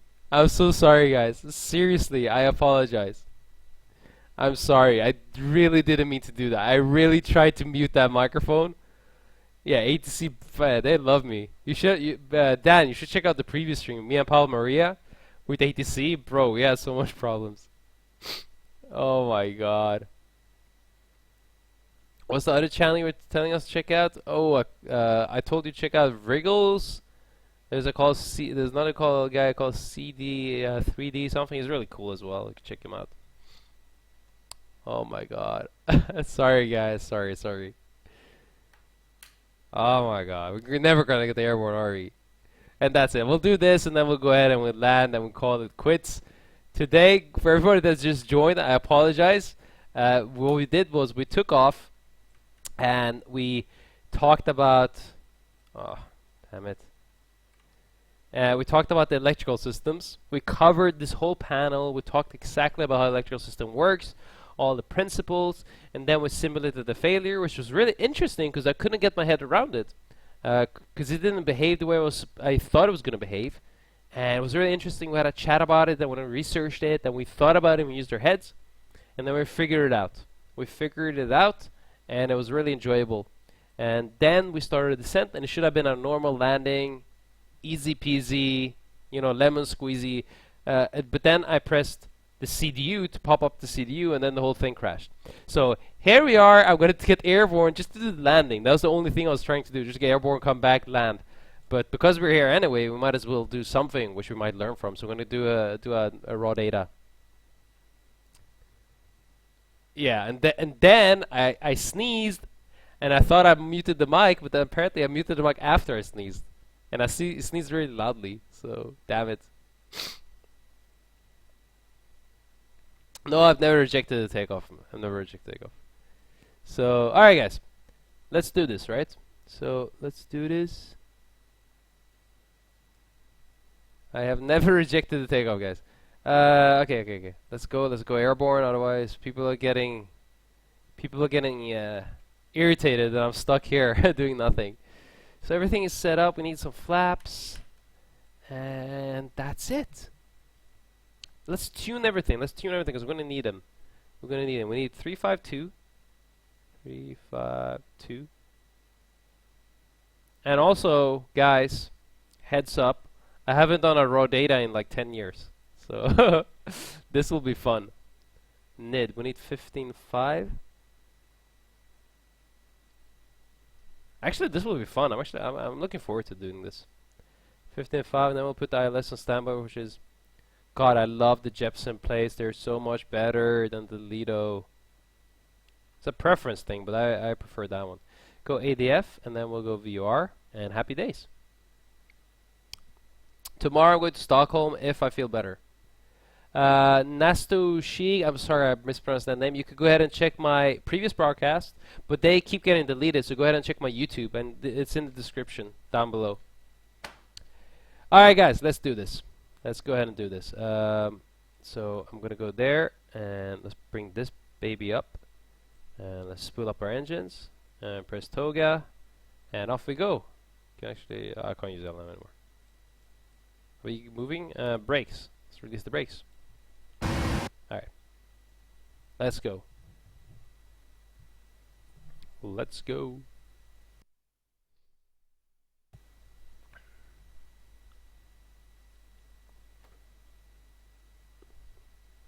$80 knots. Tom the plane, 737. I work 5 days and I'm off for 4.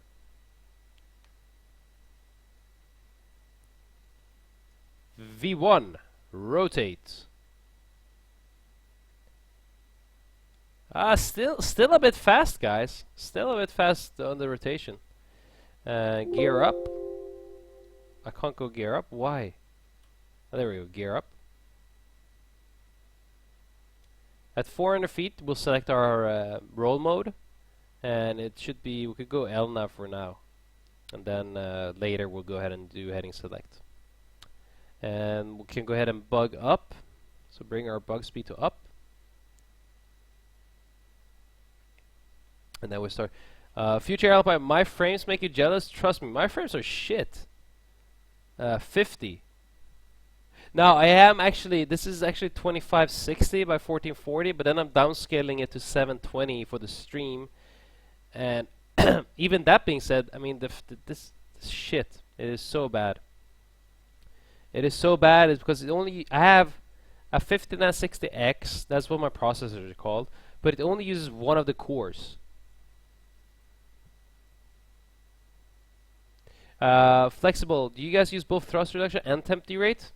Yes, absolutely. We can do a combination up to a total reduction of 25%. Up to, but you could combine them. You can combine them.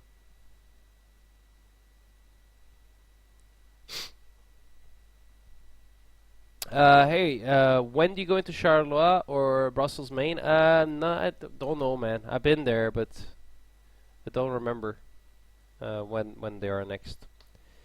Great, so we're airborne, everything is good. Now, guys, we're gonna use this thing here, and this is what we're gonna fly on. We're not gonna use LNAV, we're not gonna use VNAV, and we're just gonna use this. I wonder, can I do something? Yeah, we're gonna go ahead and go to. This is gonna be interesting. This is gonna be interesting. So I'm gonna navigate only using 272.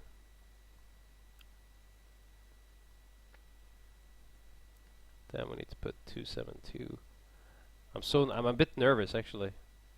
Just go ahead and select. I'm a bit nervous because I've never done this. Okay. So we are airborne. We're about 10 miles out from the airfield. Now what I'm going to do is I'm going to track back to the locator, LAA. So I'll show you again. Oop. I'm going to track back. So we are here. So we're here somewhere. I'm going to turn back and I'm going to track back towards the NDB. I'll probably come in something like this. Once I'm over the NDB there, I'm going to track outbound.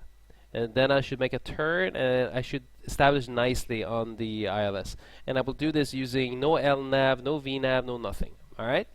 And we'll just do raw data. And I'll tell you what I'm doing as we go along. Alright. So, first things. Oh, guys, sorry. That blue arrow there, that's pointing downwards. And why is it? What are these? Why does the screens look so bad on the stream? That's weird. Anyway, this blue arrow as LAA, that's what we're going to track towards. Luis Purcell, my friend, big shout out to you. You stay in school, keep being top of the class, and then one day you'll sit right there on the first officer seat and you'll get to fly with me, man. I look forward to seeing you there, Luis Purcell. Awesome, man. Alright, guys. So let's go ahead and do this. We're going to turn around. I'm going to track back towards the NDB. So I'm going to put my heading basically where I think the NDB is going to end up. And then once we're inbound, we're going to go ahead and fine-tune it. Do you have to be good in school to be a pilot? Well, I mean, you don't have to be the best. Let's put it this way.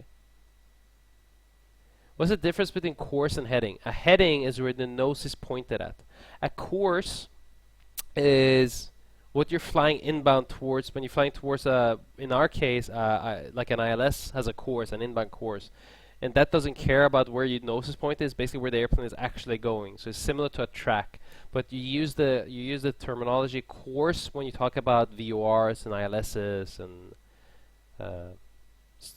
then navaids, basically. So as we come around, the blue needle should appear. There we go. And I'm going to put my heading right on top of it. And this is called a QD mic, or QDM. That is when you fly towards an NDB. You're flying the QD mic. Once you're flying away from the QD mic, from the NDB, it's a QDR, QD Romeo. And there you go. Notice now how now my heading is on the thing, but I'm actually not tracking towards it because see this white line here?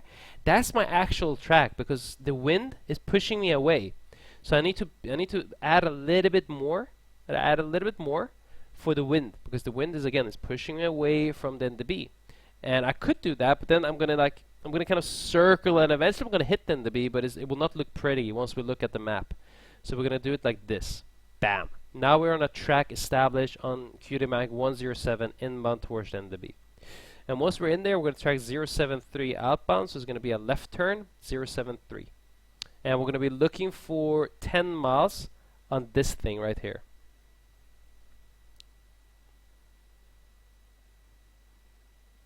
So when you line up on a runway, it's a heading.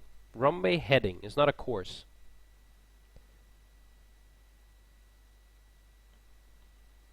Alright, so... And in the B, there's no way to see if you're close to in the B or not. To be honest with you guys.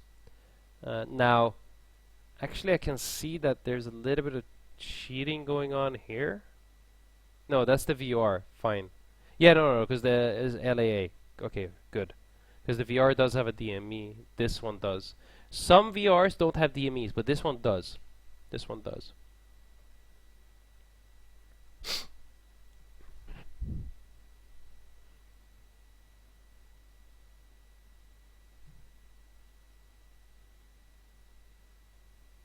And as we get closer, the needle is going to be more and more sensitive. And eventually it's going to swing around. And once it's swung around, we know that we're over there, over the locator. Once we're over the locator, we're going to track outbound. And if it's way too sensitive, don't chase the needle. Don't chase the needle. Just keep it as centered as possible. So right now I'm not chasing the needle. Small corrections, 1 degree to the right only. And notice how my heading is not the same as the needle because the wind is a little slightly from my right. It's slightly pushing away at the airplane. Anthony, can you send me your destinations a month, please, in Rail Ryanair? Not even I know everyone. Like, I checked the day before, man. To be honest with you. Alright, looking good, guys. Looking good. So, we should shortly be approaching.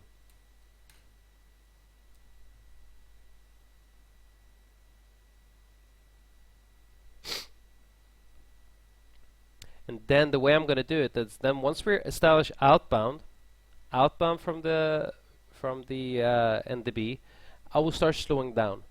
But this is the way. This is the way to do a raw data arrival. I'm not using the FMC. You see, I have no waypoints. I have no nothing. Actually, you guys can actually see on this display. You see how I'm approaching the airfield? See that? That's a little bit of cheating. So we'll go get rid of that one as well. There you go. No cheating. No cheating allowed. Shirley Sea Monkey, hey, how are you doing, man? How are you doing, my friend? Do you ever miss a flight because it was early? And no, man. If you're gonna be a pilot, you cannot be missing flights, bro. If you miss a flight, there's 200 people in the back. They're gonna be pissed off. So yeah, no missing flights. And we can go ahead and go down to our platform altitude of 3,000 feet if we want to. We'll just do a slow descent, 400 feet per minute or something. And Tom the plane just read my mind. And we're going to establish at 3,000 feet, guys. We're going to establish at 3,000 feet.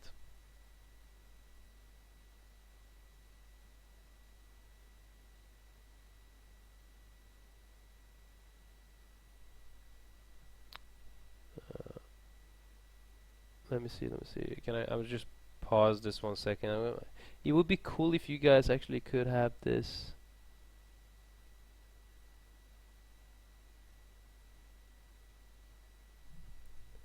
There's no way to like. Ah.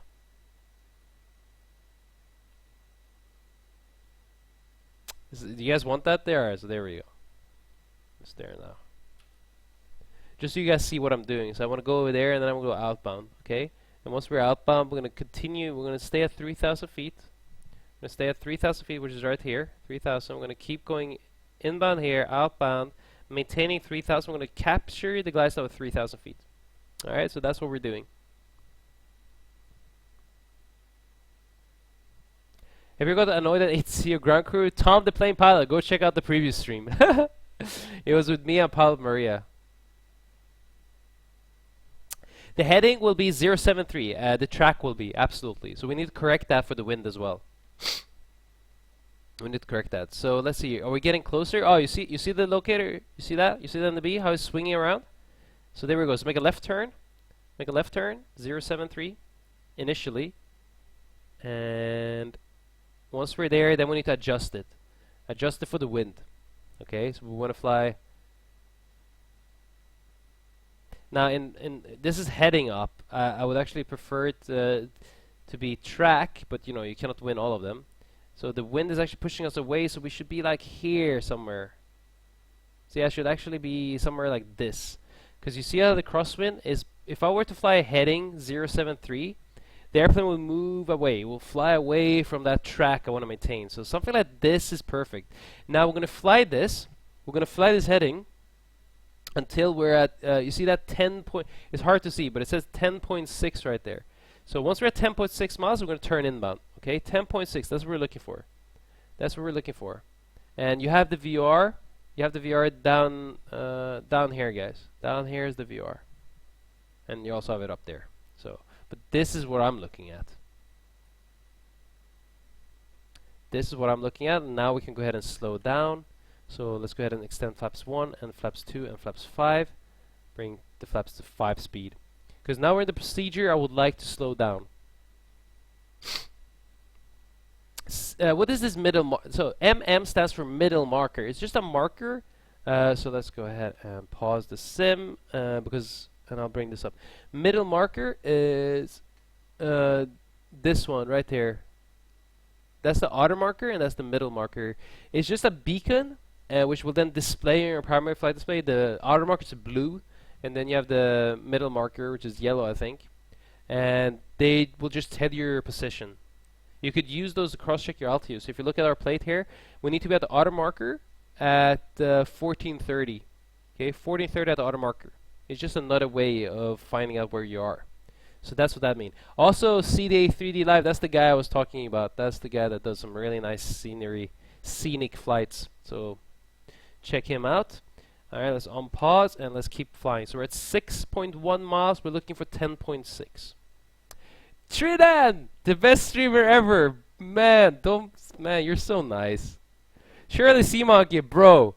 That's come on. That's way too easy bet. You know I'm gonna screw up the landing. You know that's gonna happen, right? So here we go. I'm gonna correct a little bit more for the wind. Something like this. Something like this. So good, speed is down. And no, Matty says do a CDA. Well, in this case we cannot do a CDA because we started off at 3,000 feet. So no CDAs for this procedure here. Alright, so 8.2. Man, I'm talking so much I'm going to forget the turn. So on this side, I can go ahead and press the ILS. This says the EFIS mode nav frequency disagree because I have VR on one side and I have ILS on the other one. That would not be normal. But in this case, I need both. I need both. Alright, so 9.4, we're looking for 10.6. 10.6 will make an inbound turn.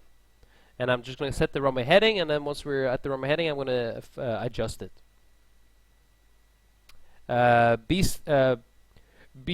Sword? Yeah, this is basically like the real thing. Absolutely. It's like a replica of the real airplane.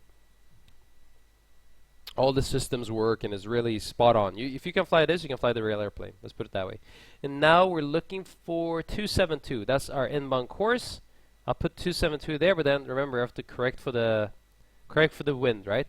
Okay, so we're inbound, established nicely. I'm going to go ahead and turn on the ILS on the other side. And here we go. And now I can actually go to approach, and that way we get our glide slope as well. So I went to approach on this thing here. Now we have the glide slope. And once we have good sensing, I go ahead and press approach. So yeah, sensing is good. Just wait on that because I want to be established on an intercept heading. And we'll go ahead and press approach. And there we go. Now the airplane should establish nicely.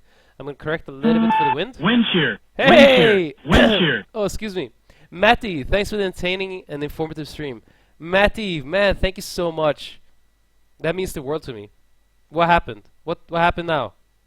What the hell is the airplane doing?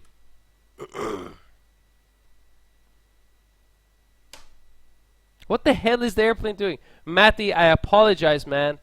I apologize, but for whatever reason, the airplane decided to turn left. Why? Why is it turning left? I mean, heading select and heading is 262. It should not be turning left. Warlock is not captured.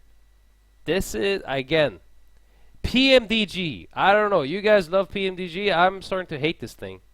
Mastercosh air credit job. That's the off-schedule descent. You know what we have to do? You know what happens? You know what happens? You disconnect everything. If the airplane is not behaving the way you want it, you go ahead and disconnect. And let's see. There we go. And I'm gonna fly the airplane. Damn airplane. This would have been so nice. I was actually psyched. I'm like, wow, this will be perfect. Coming in nicely, guys. Oh, glide slope captured. Perfect. Beautiful. But that damn turns really screwed me over.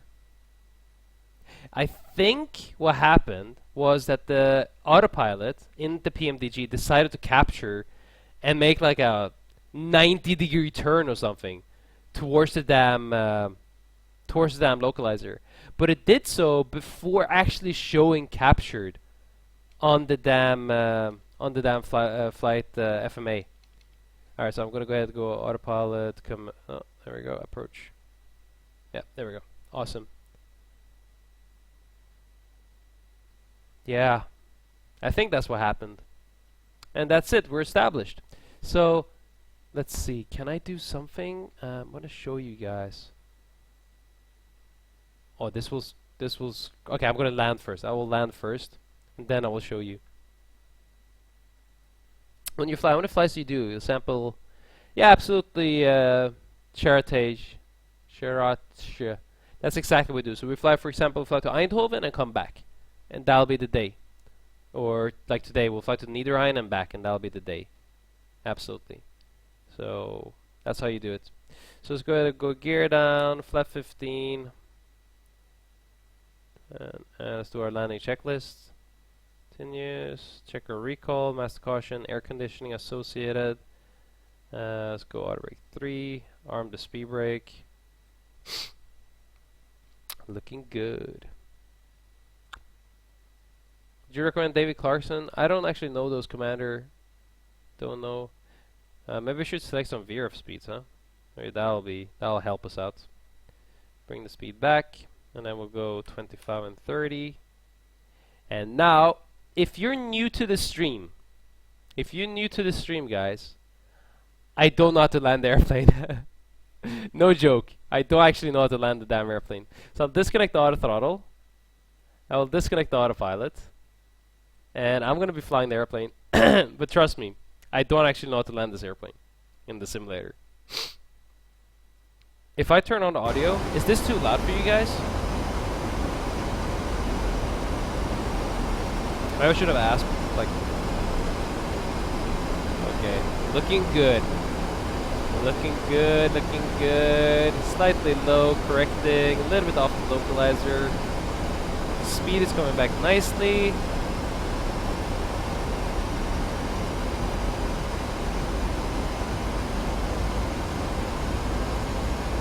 Oh damn, I'm gonna... Plus 100. Okay, continue.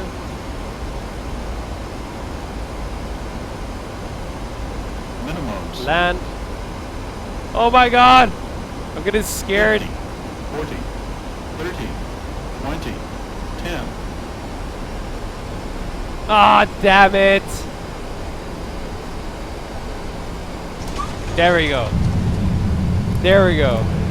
God damn it. Oh man. I love landing this airplane. It's so much fun. Alright, alright, alright. God damn it. I cannot believe I floated like down halfway the runway. I cannot land this damn airplane. Ah.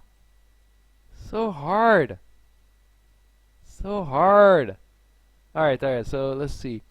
World map?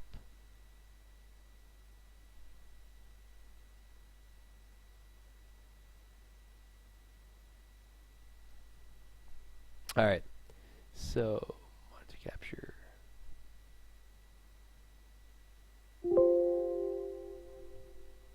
Here we go, guys. Let's see. Wind shear. Hey! Wind shear. Wind shear. Oh my god. Alright, so let's see what Adam said. Adam, what is the best way of understanding all the systems? I'm currently studying for the ATPL, and I will click buttons without thinking about it. I mean, how do you learn the system planes like 737s? I know how they work on the Cessnas 172. Great stream. Well, if you want to learn the 737s, like let's say you're doing a type rating, we have something called CBTs, or computer-based training. Wind shear. Hey, Wind shear. Anonymous! Great stream as always. 4.39. Thank you so much, man. Anonymous. I don't know who you are, but you're in my heart, my friend. You're in my heart. So Adam, yeah, computer-based training, read the manuals, watch my stream. Most of my streams are technical, like today. I don't know if you were with me from the beginning or not, but we talked about the electrical system, so I covered the electrical system. Go check out my previous broadcasts. So if you want to learn the 737, this is the place. Oh my god. And Anonymous, wow. This guy. Ah! Awesome. Also, thanks to Matty and Ombas. Fucking, he just BAM! 4389. He's such a hero. So, guys, I'm so happy. I wish I could convey the joy. Edit. Alright. Here we go. Here we go. Wind shear. What? Wind shear. Wind Dollar, shear. dollar, dollar, yo. Make money, money, money, make. Make money, money, money, make. I'm joking. Virtual, thank you so much, but double. Double today, yeah? Holy crap, you're upping your game. You're upping your game. Now I expect $1 in the beginning and $1 at the end. I'm joking, guys. You don't need to donate. You don't need to donate. I do it for the sheer pleasure you guys give me. Alright, so let's check this out. Alright, so you see we flew outbound, and let's do 16 and play. What happened? What happened? God damn PMDG. Why are the simulators like this?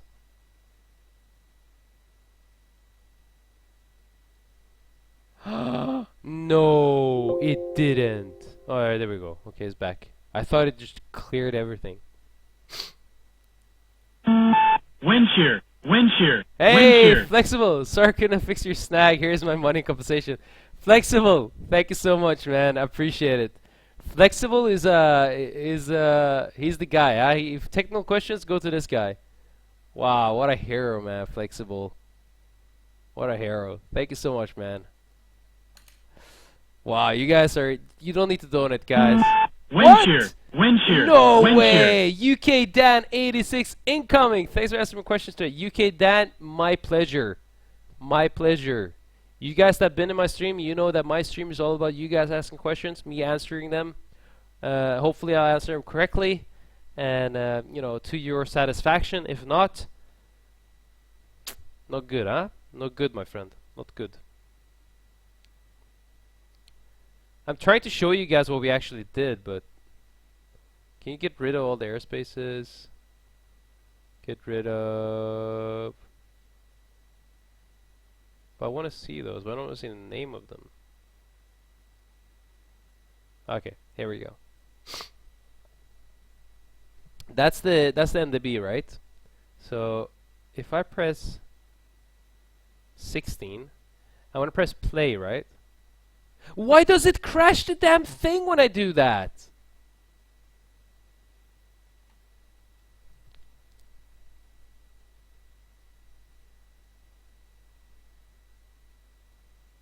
I don't get it, guys. I don't get it. Alright, screw it. You see that? You see how beautiful it is? That's what you, me, and all of you guys did together. We flew outbound, straight ahead, made a right turn back to the locator, and once we hit the locator, we flew outbound. Outbound, nice, nice, nice, nice. Then we did a turn here, and we should have continued to turn, but for whatever reason, the autopilot decided to like, okay, YOLO, I'm gonna capture Wind the... shear. Wind shear. Wind shear. What? UK Dad, have some more.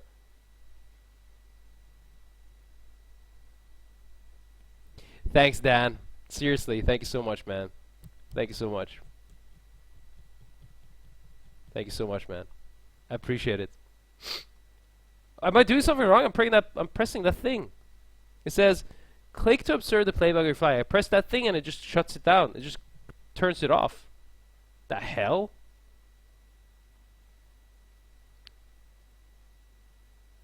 Yeah, here, the airplane decided to make a left turn to capture the ILS. The real airplane would not have done that. A real airplane would not have done that. I promise you that. I promise you. You have my word that the real airplane would not have done that. Awesome. There she is, guys. There she is. Beautiful. The 737 is such a beautiful airplane. Whoa. Okay, it went crazy. Okay. Alright, guys.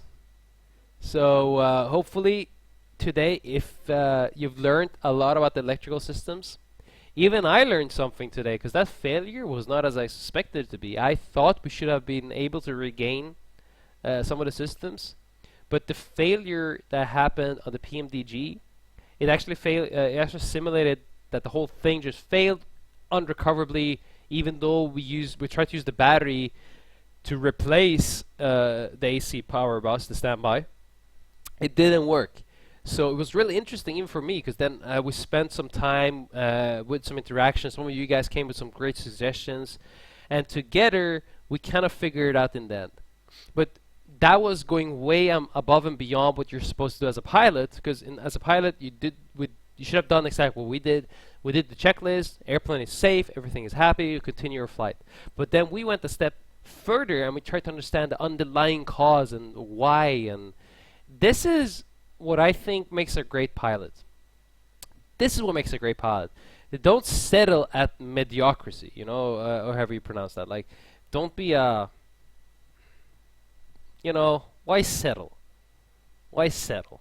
You know, go strive for achievements. You know, it's like I always say, guys, aim for the stars, and at the very least, you'll reach the treetops. At least you'll get somewhere in life. And that's what I think we did today. We didn't settle with just doing the checklist and everything fine and land and that's it. Coffee, call the engineer, hey, airplane is broken, I don't know what happened, and then walk off. No, we tried to troubleshoot and we tried to understand and learn and develop as pilots. And this is advice you can take with you not only in your aviation career, but in life. Don't settle for mediocrity, just settle for greatness. Strive for greatness, guys. Wind shear. Wind FX shear. Global, Wind shear. hey! Thanks for your stream, you're such an inspiration, and we can really see your enthusiasm and innovation. FSX Global, thank you so much, my friend. €5, wow. Wow, you're the man. No, sorry, €3. Such a superstar, man. Thank you so much, man. Appreciate it. Hiva's wisdoms of the day. Absolutely. So what we'll do, guys, is we'll call it quits. But if you have any questions regarding anything, maybe you have problems at home, maybe the women, they don't like you, I'm here to answer them. All right? Women trouble, Hiva will answer your questions. Or maybe more of my expertise. If you have some airplane questions or aviation-related questions, go ahead and ask them. Now is the time. Otherwise, we'll call it the quits, and then we'll do a stream. If I have to call in sick tomorrow for work, I will do so, and then we'll stream. Otherwise, I cannot guarantee it, guys. I cannot guarantee it. Say, if you have glasses or something, does that affect being a pilot? Zest short? No, it does not affect being a pilot, man. Wind shear. Wind shear. Dan! Wind shear. Would you like to translate it finance if you have the opportunity? Dan, you can just ask me in the chat. I promise I'll answer them. Dan, I would love to, but I don't think long haul suits like my personal life, like family life and so on. I would kill to fly the 787 or the 777 or 747 or just anything. Like I would just the airplane itself. I would love doing a type rating and learning more about those airplanes. But that being said, the lifestyle doesn't really suit me at the stage I am now in life. So for now, I'm really happy where I'm at. Ryanair treats me well. I love the company. It's great for me at the stage I am. So if the aircraft turned the wrong way in the sim, it would not start a left turn based on the configs. No, it wouldn't. It would not have done that. It would have waited for the localizer to become alive, and it would not have done anything without the FMA telling you what it's doing. Because that airplane started a left turn, I'm suspecting because it tried to capture the localizer, which was way off still. It should have waited. And it did so without telling you what it did. So the regular airplane would have come up with a Vorlog captured, but we were still in heading select, but it was not flying the heading. It was doing something else. It was, hey, I'm going to go over there. So the real airplane would not have done that. And it is where they do fun approaches in major US airports. I don't know, bro. The US are funny. The US guys are funny, man. Do getting a job as pilot increase the chance of getting laid? Flap 40. Don't do it to get laid, but like, I will not lie. I will not lie. It doesn't hurt you. Let's put it that way. No, I'm happily, I'm in a happy relationship and stuff like that. But if you come and you're an airline pilot, it will not hurt your chances. Let's put it that way. If it gets approach green in FMA when the dot is within 0.5, flexible 0.5 dot of the center line is actually when the airplane is established. And that's when, oh, what the hell is this now? Why am I here? What happened there? 0.5 is when it goes to the expanded scale. But it could capture before. It could capture before, I believe. At least it does in the rail airplanes.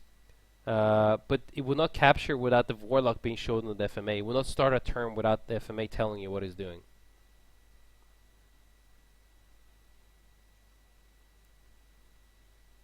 Tob 1431, of course, man. You don't need to be an expert in math.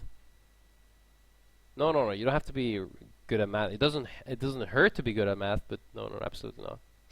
Surf is a sensitive question. How much does a pilot get paid? Zest Short ask, man, pilot pay is a pain in the ass to answer because it varies so much from airline to airline and contract from contract. I couldn't tell you. I could not tell you. The best thing you could do is just Google some different companies and see if you can figure it out. But it could be anything in the range of like I need food stamps to survive to like going to China. If I were to go to China today, I would make 300,000 plus US dollar per year, like 300 and something, 330,000 US dollars a year. So absolutely. Do you hand fly a lot? Yeah, I tend to hand fly as often. I mean, I choose my battles. I choose my battles wisely. But yeah, I do hand fly absolutely. At what age did I start to fly Zest? At 17 or 18. 18 I was, I think, when I started to fly airplanes.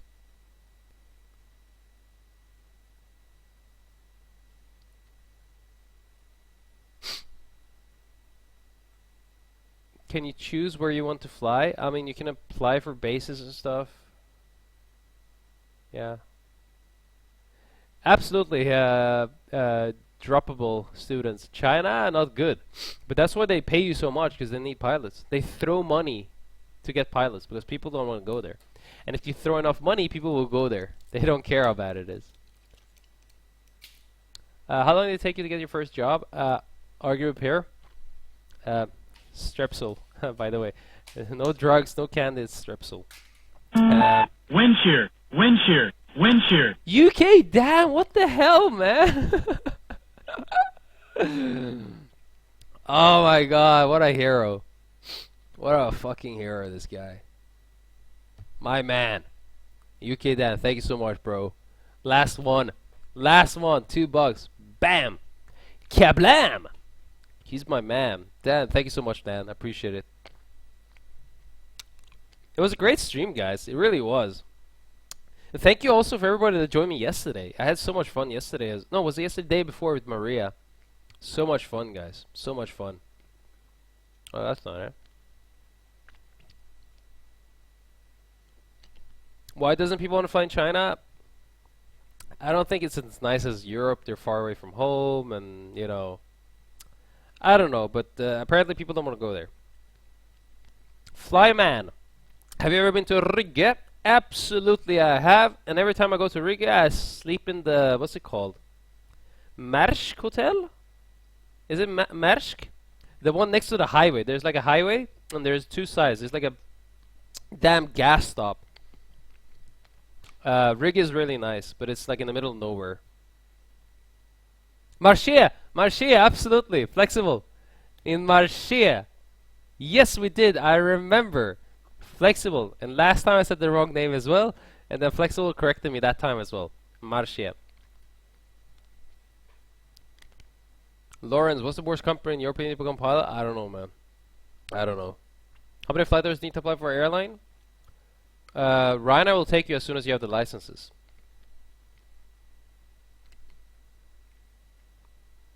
Oh, you did your training there? I've slept in that hotel. Oh, have you? It's such a shitty hotel. No, I'm joking. The breakfast is amazing. The breakfast is amazing. Have you ever flown to Berlin? Absolutely. To Schönefeld. Yeah, many times. Many times. Schönefeld, if you guys don't know, is like the world's biggest disaster. They built like they built this brand new terminal, and you know the German efficiency, yeah, and it went just kaput, kaput, my friends. No, no good, huh? No good. You can be the chief financial officer of my virtual airline. Haha, man, you don't want to. Yeah, yeah. Thank you very much. Audio repairing? No, you don't need a. You don't need a type rating. If you get, if Ryanair accepts you, they will let you pay for the type rating. But if you pay for the type rating, you will have a job at the end of the day. So it's better than just going and buying type rating yourself. Thoughts on Lisbon or Porto? Amazing places. I've been to both of them. Lisbon is really nice. Porto is beautiful. I've flown to Faro as well. Lisbon has really nice approach because you fly around the city, nice scenic. It's really beautiful. So is Porto and Faro, by the way. Daniel 320. I live 1 kilometer away from the new Schönefeld. I see the disaster every day. You guys don't understand what a big disaster Schönefeld was. It is on a scale beyond, like, you know, the German efficiency 9. 9999. They really screwed that shit up. Huh. Oh my god. Yeah, Lisbon 03. Yeah, PMDG. Beautiful approach, man. Beautiful. Been to Philly? No, bro. I do love Sunny in Philadelphia, that TV show. I don't fly in the States. I've never been to the States. Well, I've been as a tourist, but like, and twice only. I went to Texas, Houston. Is that how you do an American accent? No. Texas, and I've been to New York. What aircraft do you recommend learning flying? I've heard that 777 is amazing. I mean, as a flight simulator pilot, if you like to fly short haul, 737. If you like to fly long haul, 777. Easy. The Airbus, I don't think the Airbus is as modeled as good as the PMDG ones. So I would stay away from the Airbus if you want the true experience, and I would go either 737 or 777.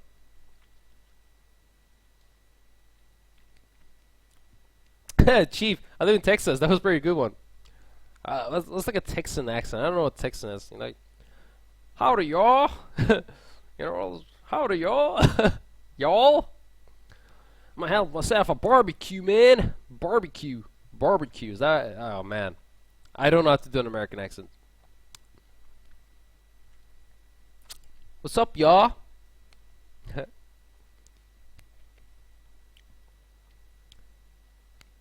Rifter, he lives in Canada. He wants to become a fighter pilot and then a commercial pilot. How much time do you have myself? I have like 8,000 hours, 9,000 hours, something like that. And there's a cool show like the Canadian like the Canadian F-18s, and yeah.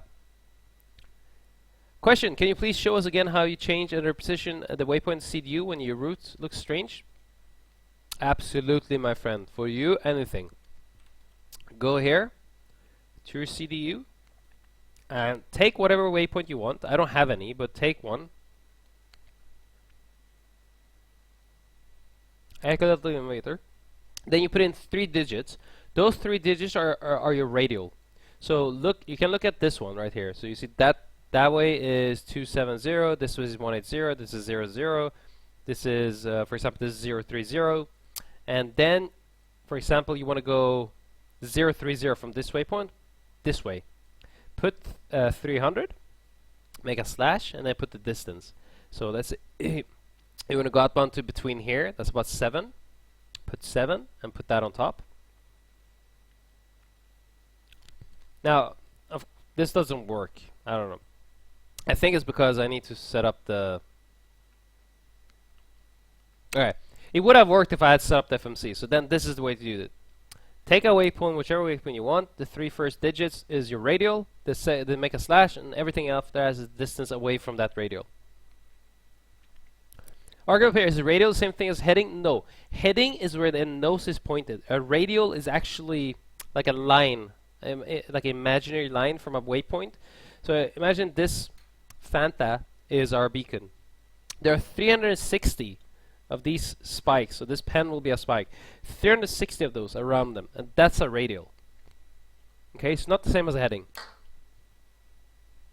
Not the same as a heading.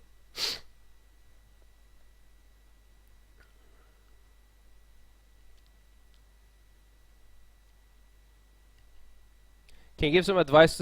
Turkish captain, can you give some advice on keeping the center line at taxi? Turkish captain, you have clearly not seen my streams. You have clearly not seen me taxi the airplane, let's put it that way. I wish I could give you some advice, but man, trust me, I am not the guy to ask. Maddie, thank you so much, man. Thanks for everything. I'll see you next stream. Yeah, when Trina says, when I hear winching in real life, I'll be like... And the first officer will be like, Captain, Captain! Why are you doing this? How much time does it take to accept and ride a cadet program until you actually start flying? You get accepted, you have to do the ground school and the type rating. Takes about 3 months, and then you do touch and goes. Yeah, but 3 months, 4 months of like ground school before you actually start flying the airplane. Alright guys. Alright, great stream today. I thank you so much for everybody that joined me. We'll call it quits. We had some amazing questions. We learned a lot for everybody that just joined. We took off from Palermo. We flew to Eindhoven. We got up to cruise. And on our cruise, we talked about the electrical systems. So we talked about this whole panel right here. This whole panel. We went through all the systems in detail, how the electrical system works in the Boeing 737, and so on and so on. Then we simulated a failure, and we lost AC standby bus, the AC standby bus.